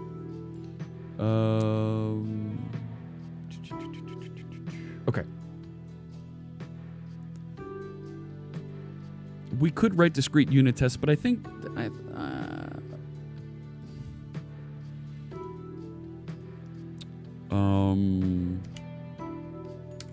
all right. Tell you what. For auth0 Bobby, I will break this up into discrete unit tests. How's that sound? And one more. Should parse date. Right? And we'll test just the date. And this one should parse viewer. And we'll get rid of these other ones. And then this one should parse value. All right. So now I've got 3 tests there, and look, live unit testing already sees that we have that. I'm not zero padding. Where do you see? Uh-oh. I've gone too far. I've angered Visual Studio. All right, we don't need the code snippet stuff. Let's see if Visual Studio will come back here in a second. Look at all the code snippet stuff. Blah, blah, blah, blah, blah. Okay. Nope. I done broke it. It is alpha software. Close. All right, let's go back into that solution. It's become self-aware and refuses to bend to my commands. I get it. I get it. All right, now we can recover. Let's see if we can get in there. Coding too fast for Visual Studio. Maybe. Maybe. All right. So the code analyzer and then the valid cheers. That looks good. Let's see if... Let's see. Live unit testing. Looks like it's starting. Good. Open that test explorer. I want to get you docked over here.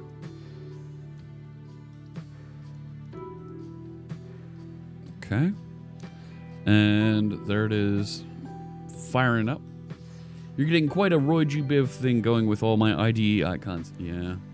Yeah. There's a bunch of them there. Rainbow taskbar. Nah, not quite. Not quite. Let's see. All right, it looks like it built in the background properly. Let's force the build. Ugh. All right, hang on. Ouch. System cannot find. Well, that's not good. Right, that thing doesn't exist right now. Okay, save that. That should build now, right? There we go. Now I get all my reds. Didn't get the date. Didn't get the value. Didn't get the viewer. Okay. So if we call this cheer text, can you divide CPU and RAM between live unit testing and the rest of Visual Studio? Good question. There are settings for live unit testing. Let me show you this. You can actually tell it timeout, max number of processes, and you can cap the RAM that it uses. So processor you can't do so much with, but you can with memory. You can control that, right?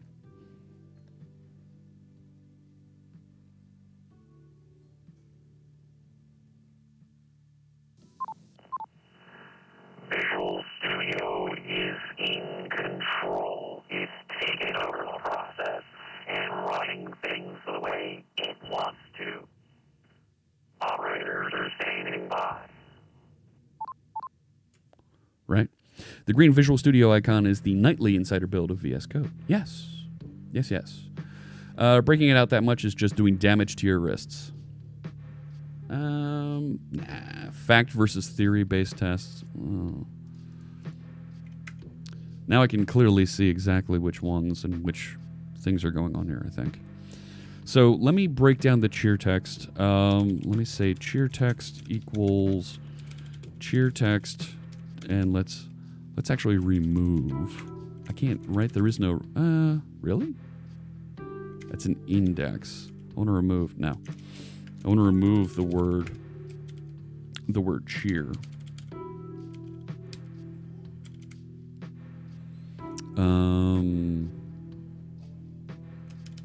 Like that, but I want to force this to lowercase.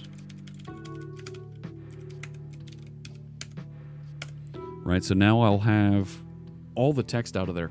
Now, the name is going to be just whatever text is left. So I'm going to want a regular expression to grab that viewer name.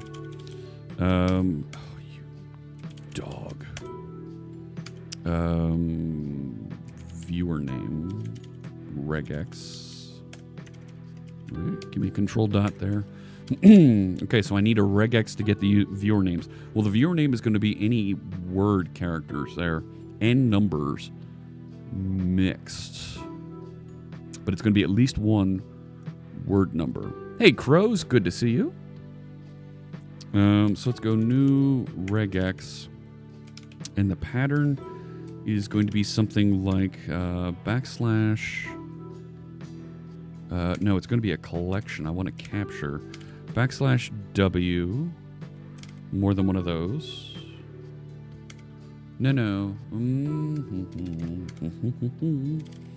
Hang on. And then \w \digit. And it's more than one of those. And it needs to be all of those. So that I'm sure that I grab the name. Let's do this. Let's grab that. Let's go find a regex tester online. If somebody has a regex tester that plugs into Visual Studio, that would be amazing. Can somebody's name start with a number? I don't think so. So here's my test string. I'm going to get rid of cheer. Let's actually start with a space. Right, but if I do /w/d, no. Right? But it's going to contain at least /w multiple times. Now /w, right, is also picking up alphanumeric and underscore. Well, I want just alpha, right? So /w picks up, right? I want just A through Z, not just, right? A word is also picking up. So I think, oh man. So I think I may want to do the whole alphabet here.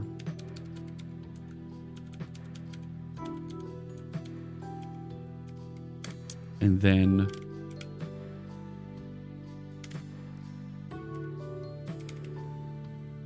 like that. A to Z. Ah, thank you. Yeah, that simplifies and makes it. Hey, Mr. Thomas Rayner, good to see you. So if I do that, now it'll capture Magnus. I think that's what we want.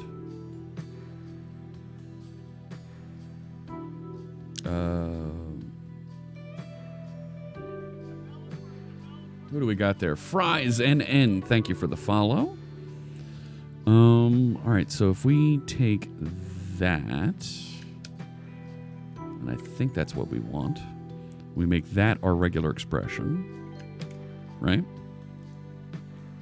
Is that syntax highlighting in the regular expression? That's pretty cool. That's pretty cool. So let's make that a private static read-only. So then the viewer, so then we, let's just say viewer name, no, equals, and this is the viewer name regex, right? Like that. So it's going to be viewer name regex dot, well, we want to match first, right, on sheer text. And then we want to get, is it the captures or the groups? I think it's the captures. I can set the regex to be case insensitive. Yes. I'm not, I don't think I need it, but ignore case. There it is. We'll put that in there just to be sure.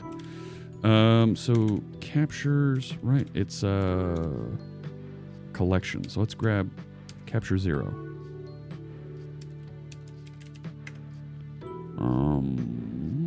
Did that find it? Look at that. Green. Got it.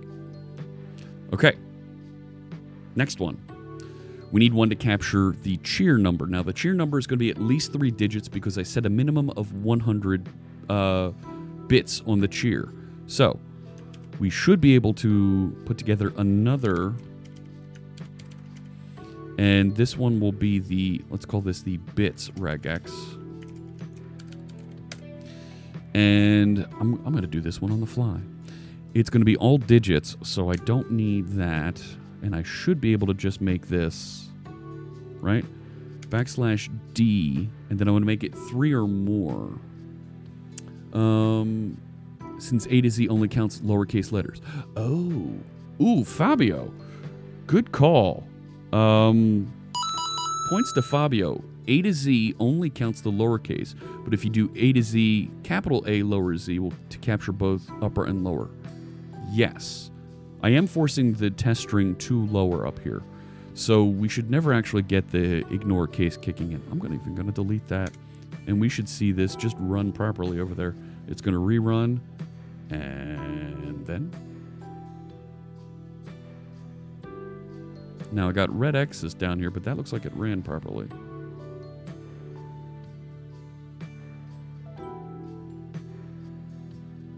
Did it find it? Come on. Yep, it found it.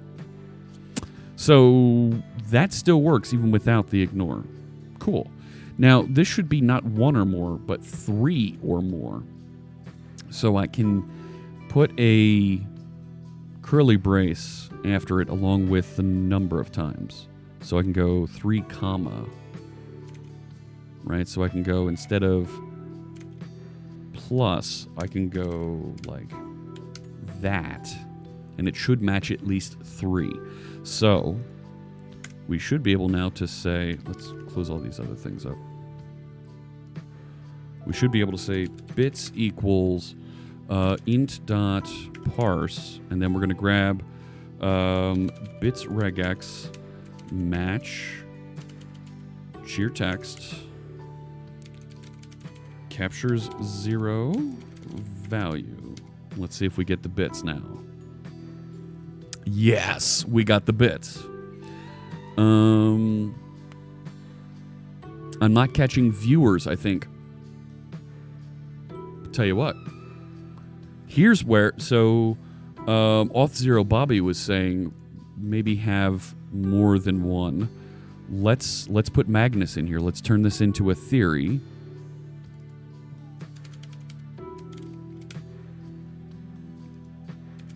And let's call this, right?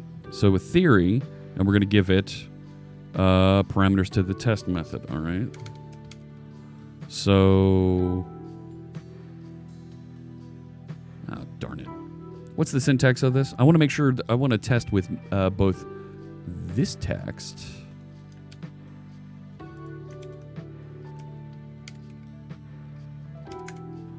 right? That's not going to work.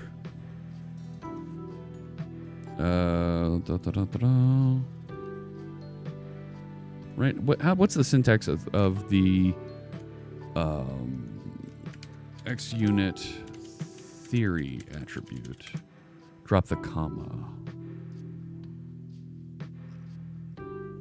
Theory inline data. That's what I'm missing.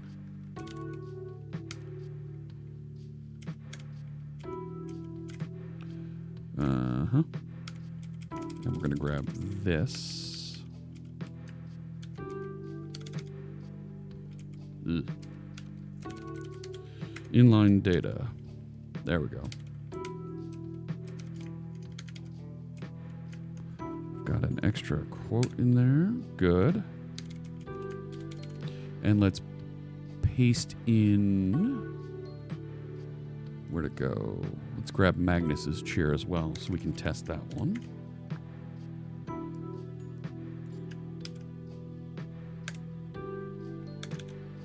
Right?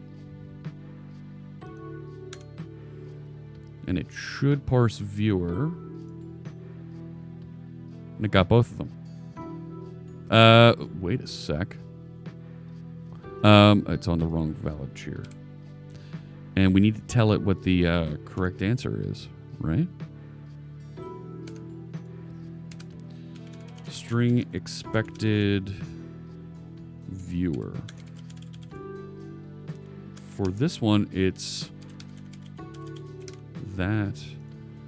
For this one, it is Magnus 10, right?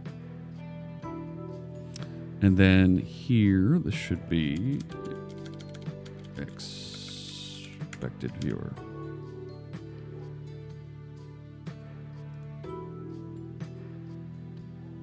What?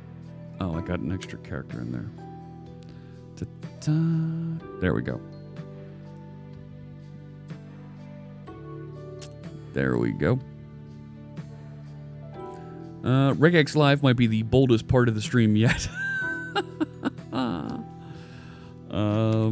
No, that all worked for me. That worked. We're good. We're all right. So we got the value. Last one to do is going to be the date. Now, the date is going to be tricky. Could you try the following viewers? I don't think 123 is a valid Twitch account. However, I will say that there are folks... No. No, you can't have a number as the beginning of a username. 430i? I don't think that's... Oh, I do see some folks who have a date as a number as a first name.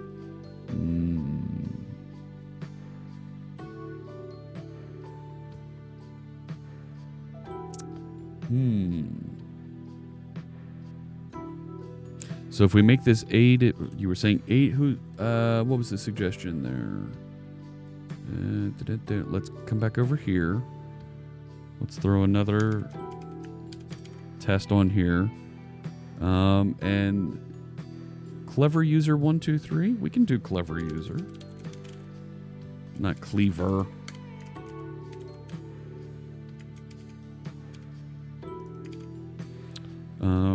The other suggestion was 420i. Not 402, 420.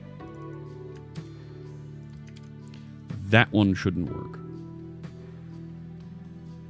So, clever user 123, that's interesting. That's right, it should force these to lowercase. So, that I'm actually okay with.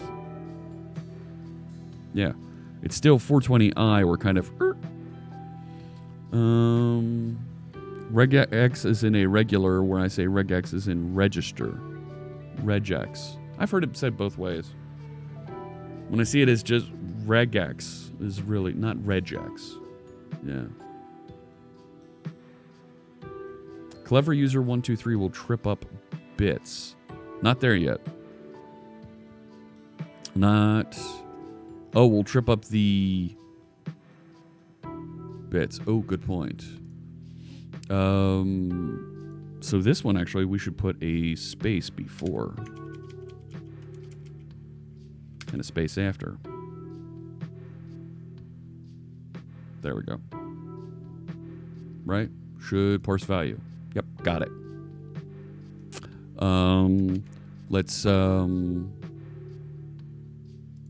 Let's do the same thing here. Right, put some theories on that one.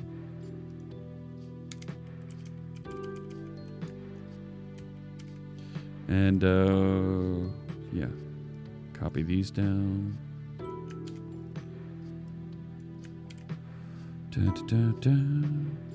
This should be int expected value.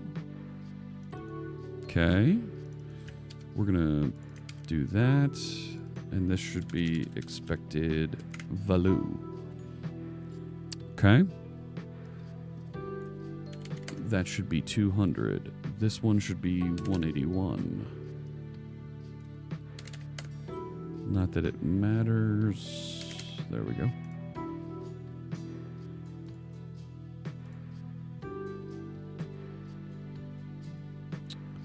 Parameter name. Okay, so this is tripping up doing the viewer name still. We're okay. All right.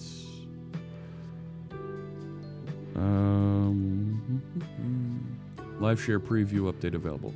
Don't need it right now. So we still need to figure out Mr. 420i here. Mr. Mrs. Them. Cheer. Okay. So the viewer name, right? The suggestion was to go A to Z, 0 to 9.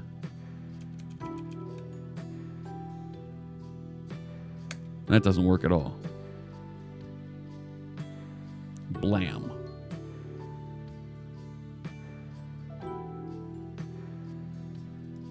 And actually, we don't need the uppercase, right? So there we got all the values. Didn't get any of the viewers now. Yeah, because now it's finding the digits. It's finding the bits and identifying those.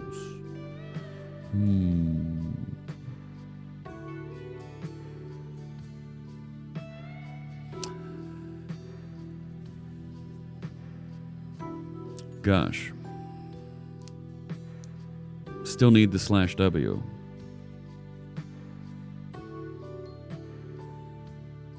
Yeah, but if I make it /W,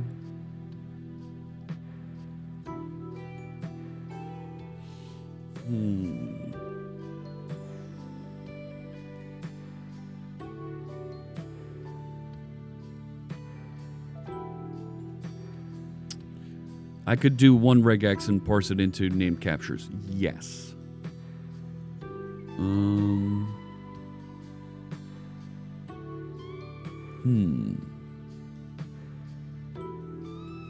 Use non-capturing groups to parse it right. So, right, the question is, right, if there's a cheer here for 420i,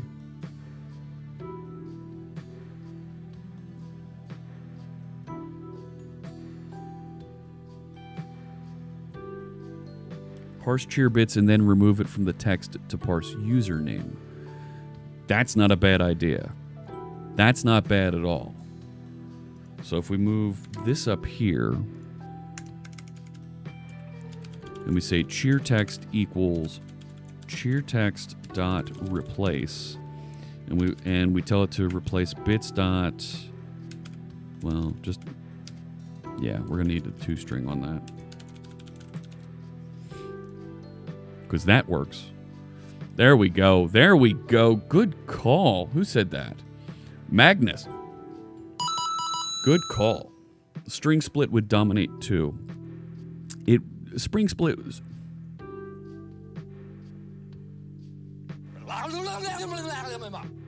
String split would make it a little bit interesting, yes.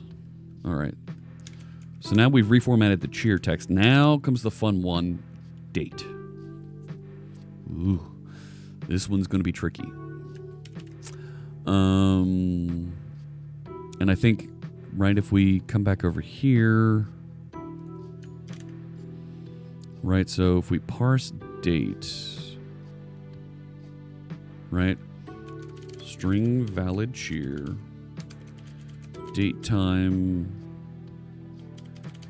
expected date.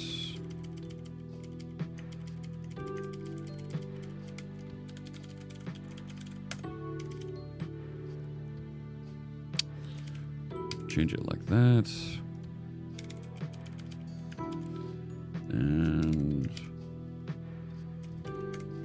And now this isn't used anymore. Okay. So that's fine. Let's do that.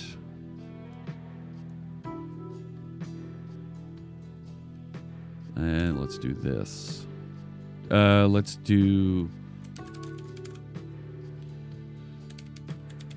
that, because I know I have that format. Contribute.md, yeah. This might be, but this is for mentioning the user in a Contribute.md or a Supporters.md, yes, and not linking to it. Acknowledge their contribution, and it is a good thing to respect the chosen capitalization.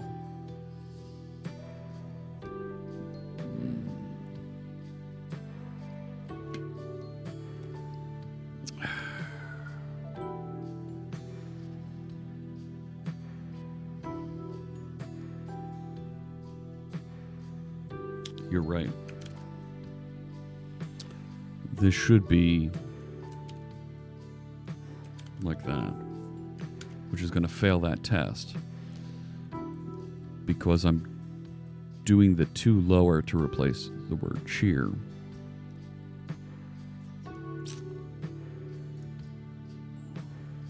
I could do a regex to replace it.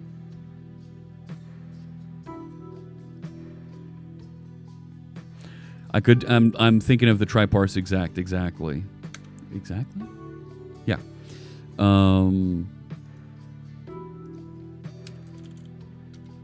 Let's also say replace on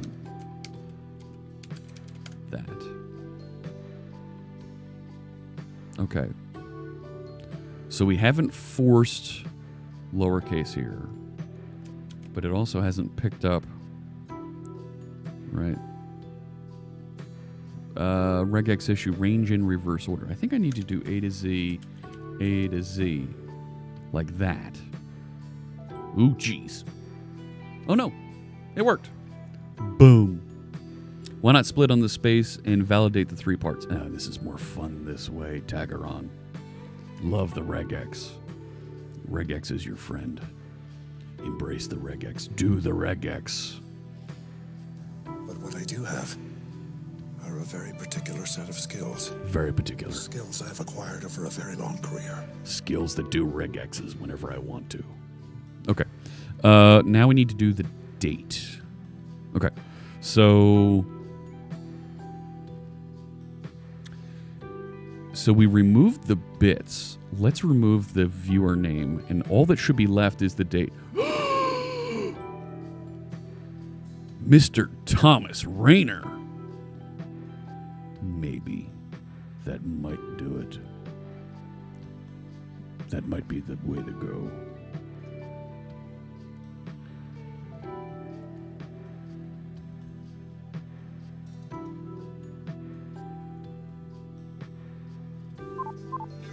Supreme regular expression power.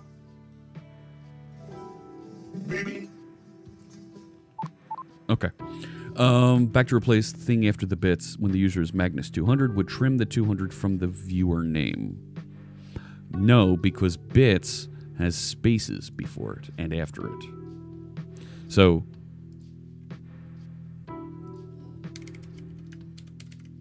right, if the name is Magnus, I'll even make him Magnus 2000. Right? It should find Magnus 2000 now. It does. And we're good. So digging in then, let's get that date. Let's remove the viewer name from the cheer text, and all that's left should be the date, right? So cheer text equals cheer text replace viewer name, right? So now we've removed the viewer name, so all that's left is the date. So I should be able to just say cheer text parse date, right? Yeah, right? Date equals date time dot parse the developers. Data Stacks Academy. Thank you for the follow. I appreciate you joining us. Why not Kit 2000 cheering? All right, we'll do that. Cheer text. And that should parse the date. Or not. String was not recognized as a valid date time. All right. Stand by for action. Hang on. Should parse date. Well, that's not going to work at all. That's just wrong. This should be new date. Yeah, I know. I'm trying to... Okay. 2019, 1/19. Why doesn't it like that? Must be a constant expression. You fool! Fine.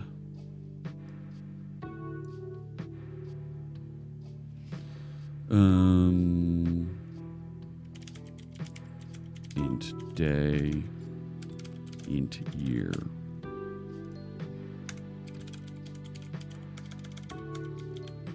The expected date equals new date time. There we go. Year, month, day. Ha! I bet Immo could write a nice parser for this. Ooh, burn! That's a sick burn. Wait, let me explain something to you. Not everything is a, what's it called?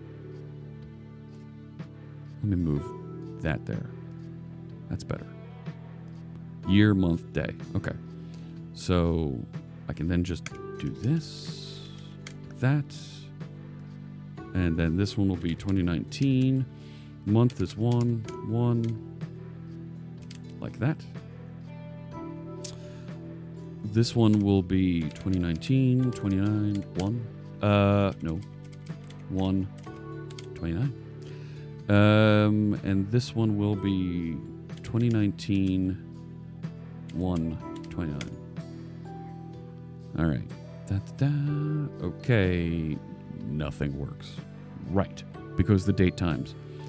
Why can't you use this new date time? It doesn't recognize that the attribute needs to be a constant expression.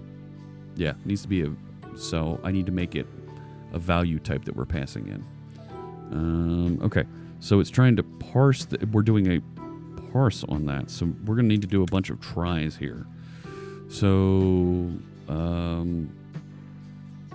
right, if we do if datetime dot try parse exact. Yeah, because we're going to need to specify. So the string is going to be cheer text. In fact, we probably want to trim all the other nonsense off of this, right? Okay. And the format. So let's start with what were our formats? 2-digit year, 2-digit day, month, year. Okay. So like that. Like that. Okay, and then I don't have an I format provider. Don't give me rats. Go away. Date time styles. Oh, are you kidding? Whatever. Out result. Okay, so we're going to put this out into date. It's not going to like that, is it? Nope. Out var this date. And that's the end of the if. So if that does pass, I want to say date equals this date. Is that going to work for any of them? Nope.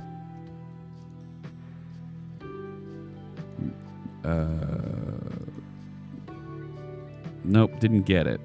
Why?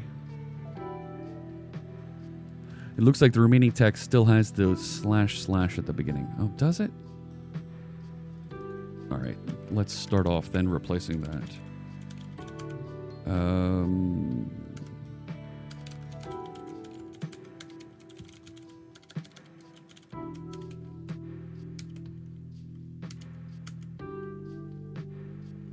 Let's do a trim on this first. So we get rid of that.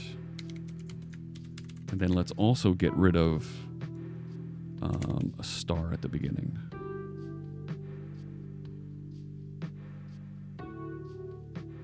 Should be DDMM. I'll do the MM, but I don't... Well, hang on. No. Should be capital M, because capital M is month. Lower M's are minutes. We got the first date.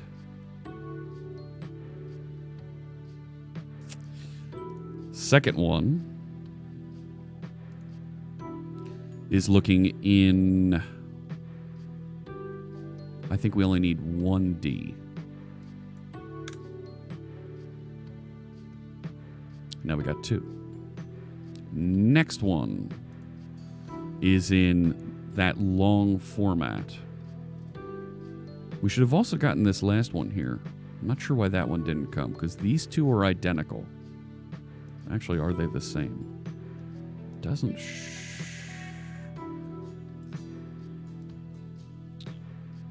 let's move this over.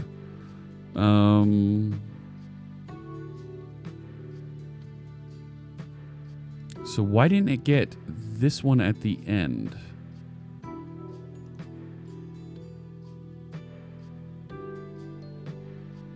Oh, it should be day 29.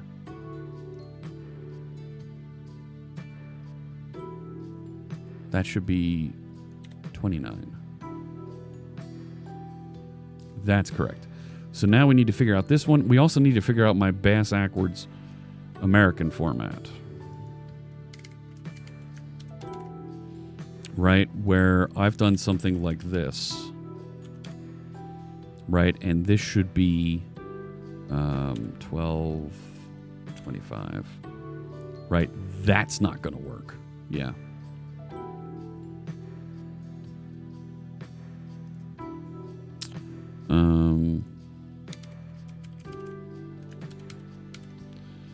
So then, right, if we do it the American format, that should pick up another one, right? So 12, 25, 19.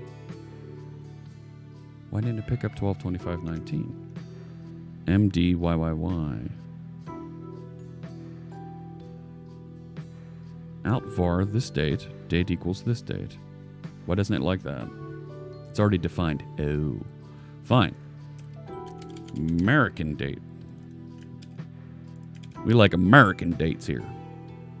What if the date is 12/12? Then it's still December 12th. Either way you do it. Cool. All right. Last one is going to be the long format.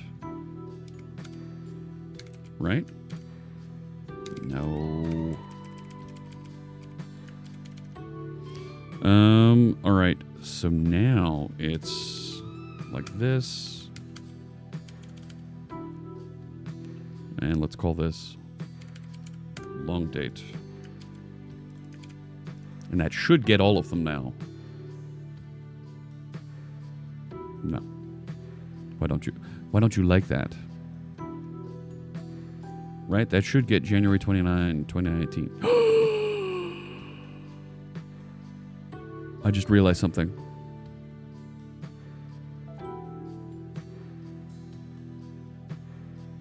Oh, hey, wanted. American date never makes sense.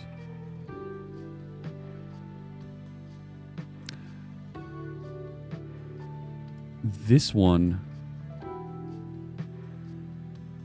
Oh, no. We're good. I was going to say, did it find the 2019 as bits? But it didn't pull that off. MMM is just Jan. Okay. So we need 4 M's. Add another. There we go. Fantastic. All right. That is stupid parsing there, but it works. That's what we needed to know. All right. So I can parse and it'll give me these 3 fields. I still need to put in on my own the file name and the repository from outside, and I think that's okay to look at that as a secondary change. Yes. What do you got there, Tagaron? Be careful. You can decide if 3.2 is February or March. Here's the thing. We didn't start this program until November.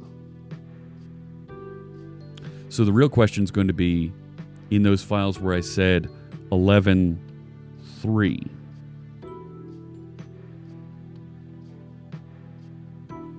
Right?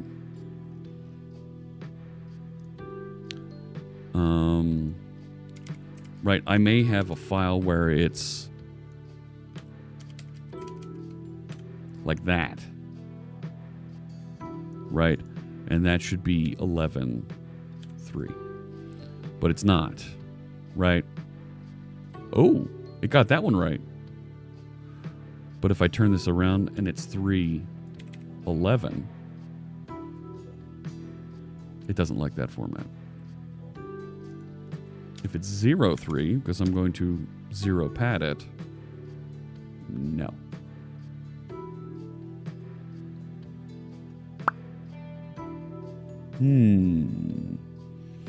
What did Sukeburu? Did you check for a username that is all numbers? I don't think somebody with an all numeric username is allowed on Twitch. American date always wins if both match.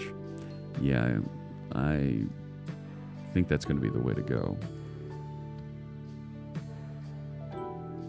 Yeah, the priority is going to be the American date is last, which that was the format I was using. This is my code, this is my parser, so it should stick to mine.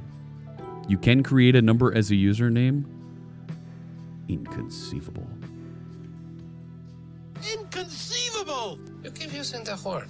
I do. I don't think it means what you think it means. No, it does. It means exactly what I think it means. Okay. So I think... So our code analyzer will take in file context. It's going to do the analysis. It's going to get a list of cheers here, and we're going to add and report back the cheers. Oh, look at that. 8675309. Does somebody have that?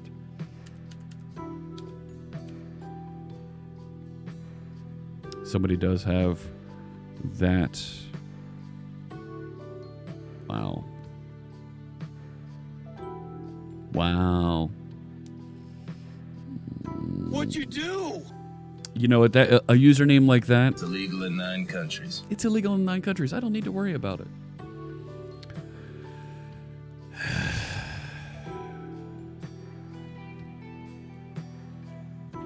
I'm not going to worry about it right now.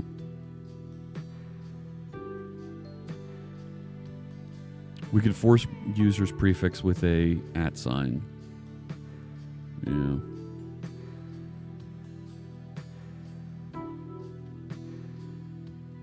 The order is different, Sukiburo. Is there a minimum length for a username? Username requirements on the Twitch Reddit.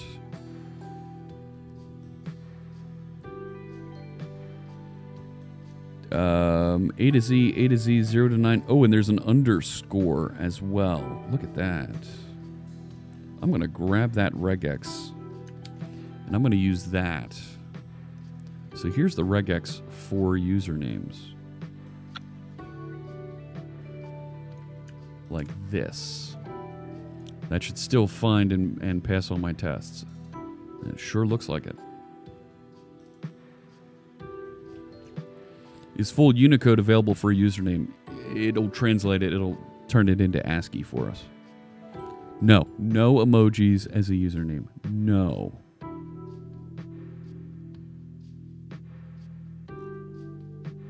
Okay. So here's what I'm going to do to get us kicked off and pointed in the right direction here. I think we're in a great place getting this moving. I am going to go to github.com Fritz and Friends and create a new repository and push this up there. And I will call this Cheer Graffiti. A set of tools for parsing and reporting on Cheer Graffiti from the Fritz and Friends streams. This is public. Let's initialize with a README. We'll add a git ignore for Visual Studio. We'll add a license for MIT. We won't turn these on just yet. You are tormenting me with a regex. I'll need to update the unit test to include a user with numbers to do a test. Standby. Should parse viewer.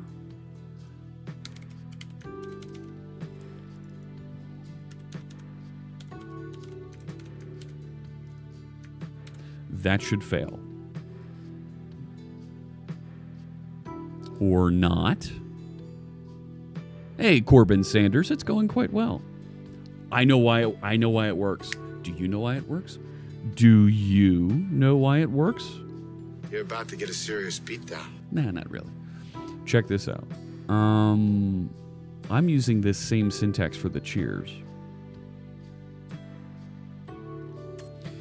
It works. These work because I'm using that same layout. It's not always the same layout, but it's going and finding the bits first and then parsing it out.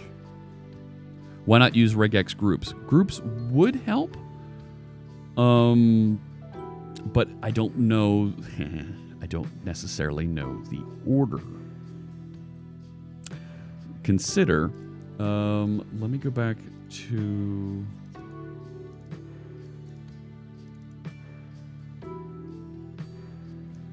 Let me go to this folder.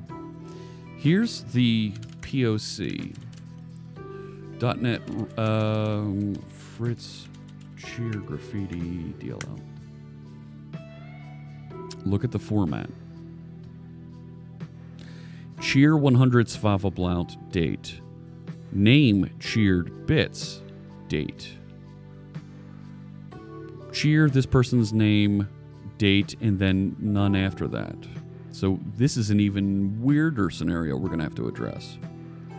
Might be easier just to go back and fix it. But, right, name cheered, number, date. So, right, here's another good example one that we should grab and throw in as something to test against. Right?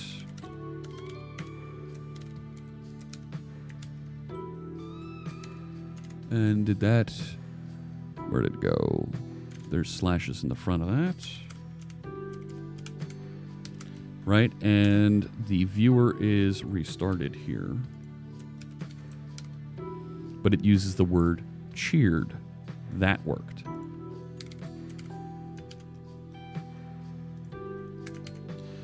Right, and this one should be 2019-11-29. Is that... No.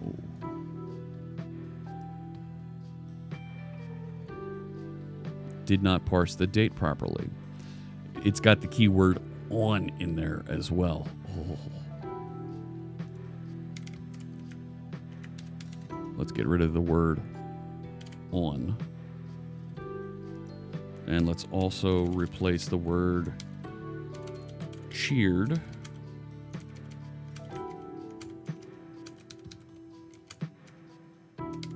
Get rid of that. Nope. Still not finding that. Interesting.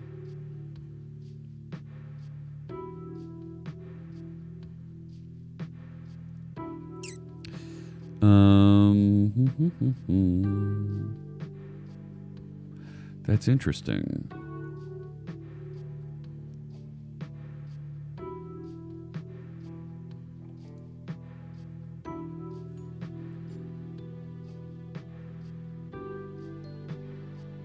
What do you got there, Fabio? It's 2018, not 2019. Oh, good catch. Ooh. Yes. That should be 2018. No. Expected 2018 actual, and it got the wrong date on that one. Good catch. Can I suggest sticking with the happy path until you have a working bit of code, then you can handle exception cases? Fair enough.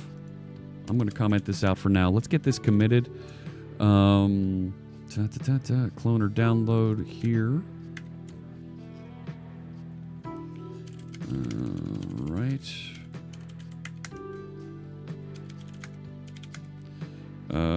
PowerShell. There we go. What? Okay.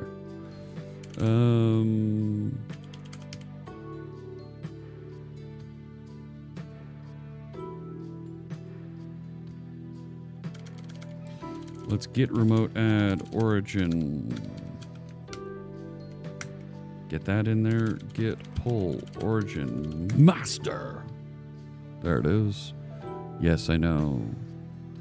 Let me get rid of that one. Oh, are you kidding?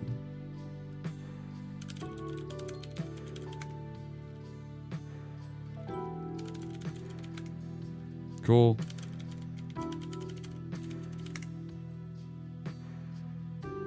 Fantastic.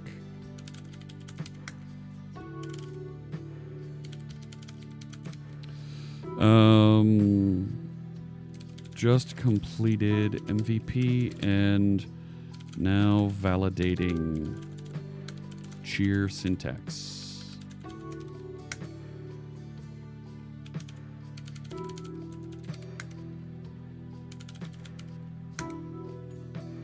Yep.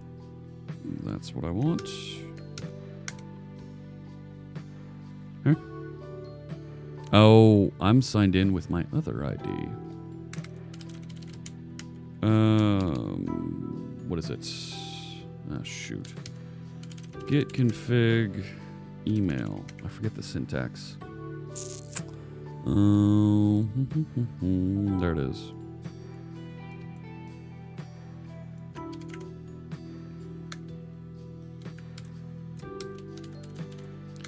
And I need to use my not profile settings. Emails. Look, now you can see my emails. That one. All right, git push. How are you kidding?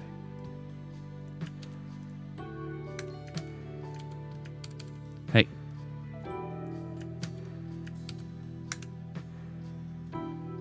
Now, why is it telling me that I'm on the other user? I just configured my global user email to me.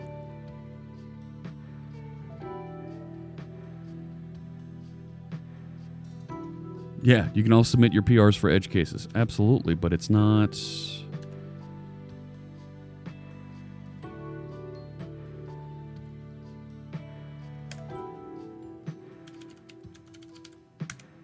I need to change my SSH.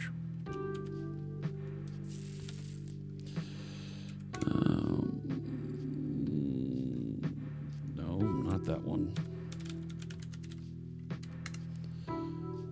Too many secrets.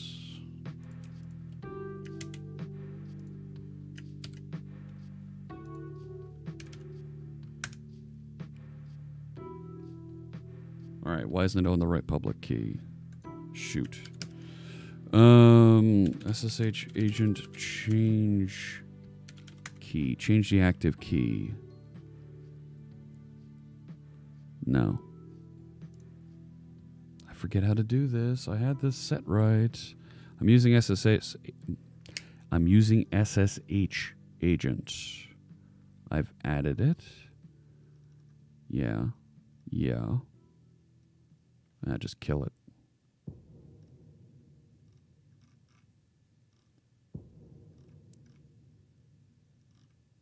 Ugh. Where is it?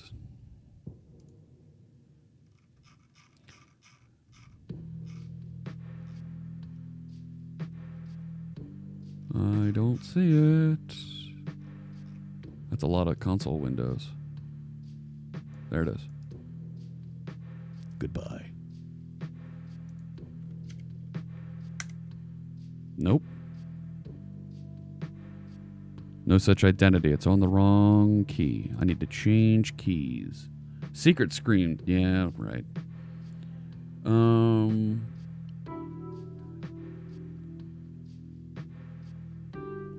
No, my username's all right.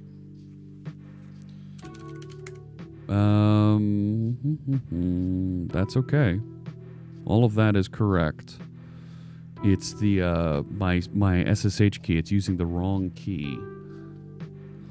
Right? So if you're running SSH agent, you can get it to hop around.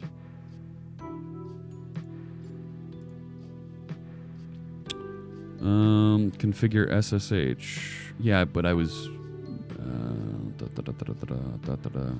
yeah, git remote set URL. No. I'm in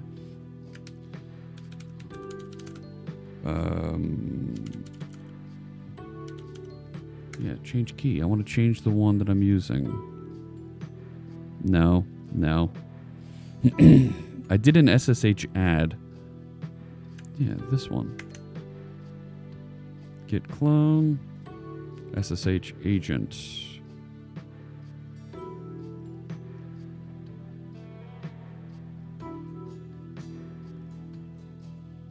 SSH config file.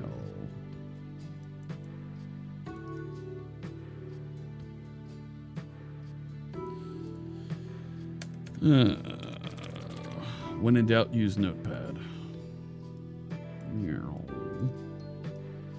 That's why.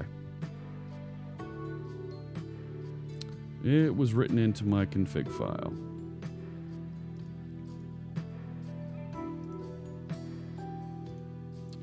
So this should be...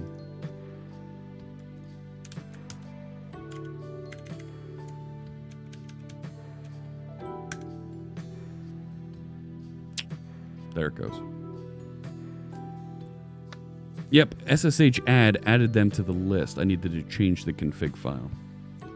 So my config file looks like this. I had it pointing to my other key. All right. So that's done. The code should be available now. That's not it.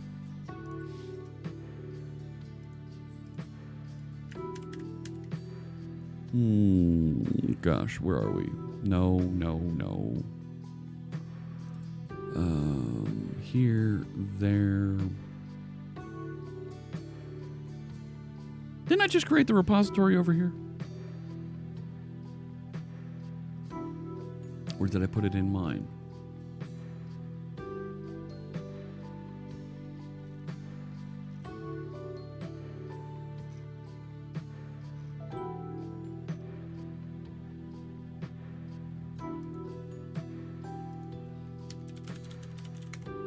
Did I put it here? String deck out. Cheer graffiti. I did. I put it in my own. Let's move it.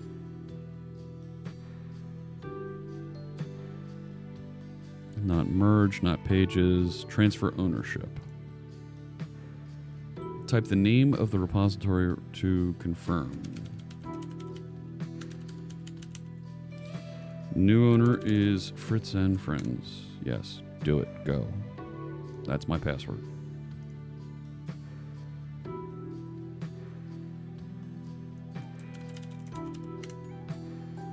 There it is.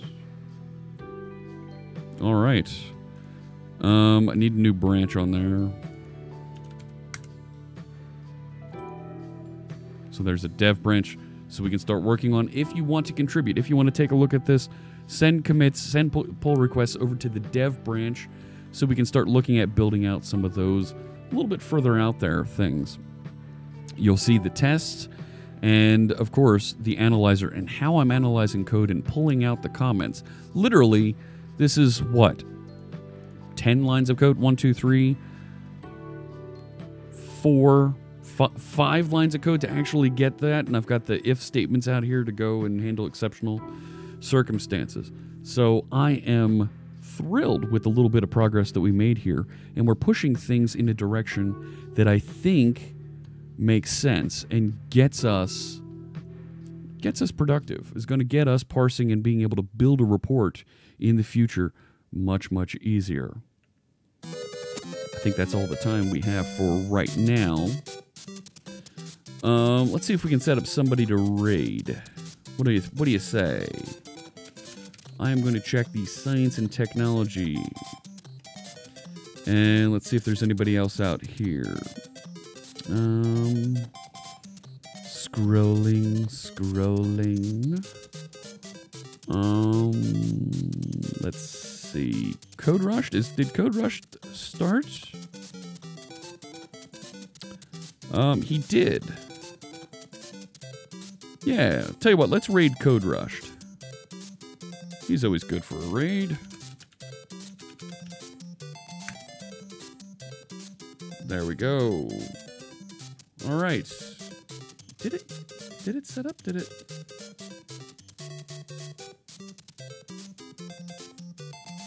Yeah, get your .NET bot emotes ready. And we're going to set up to raid him.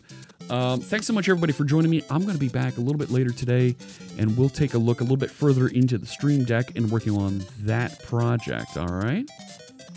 So, without much further ado, thank you, everybody, for joining me, and we'll talk to you a little bit later today. Say hi to Mark over at Code Rush for me. We'll see you then. Take care.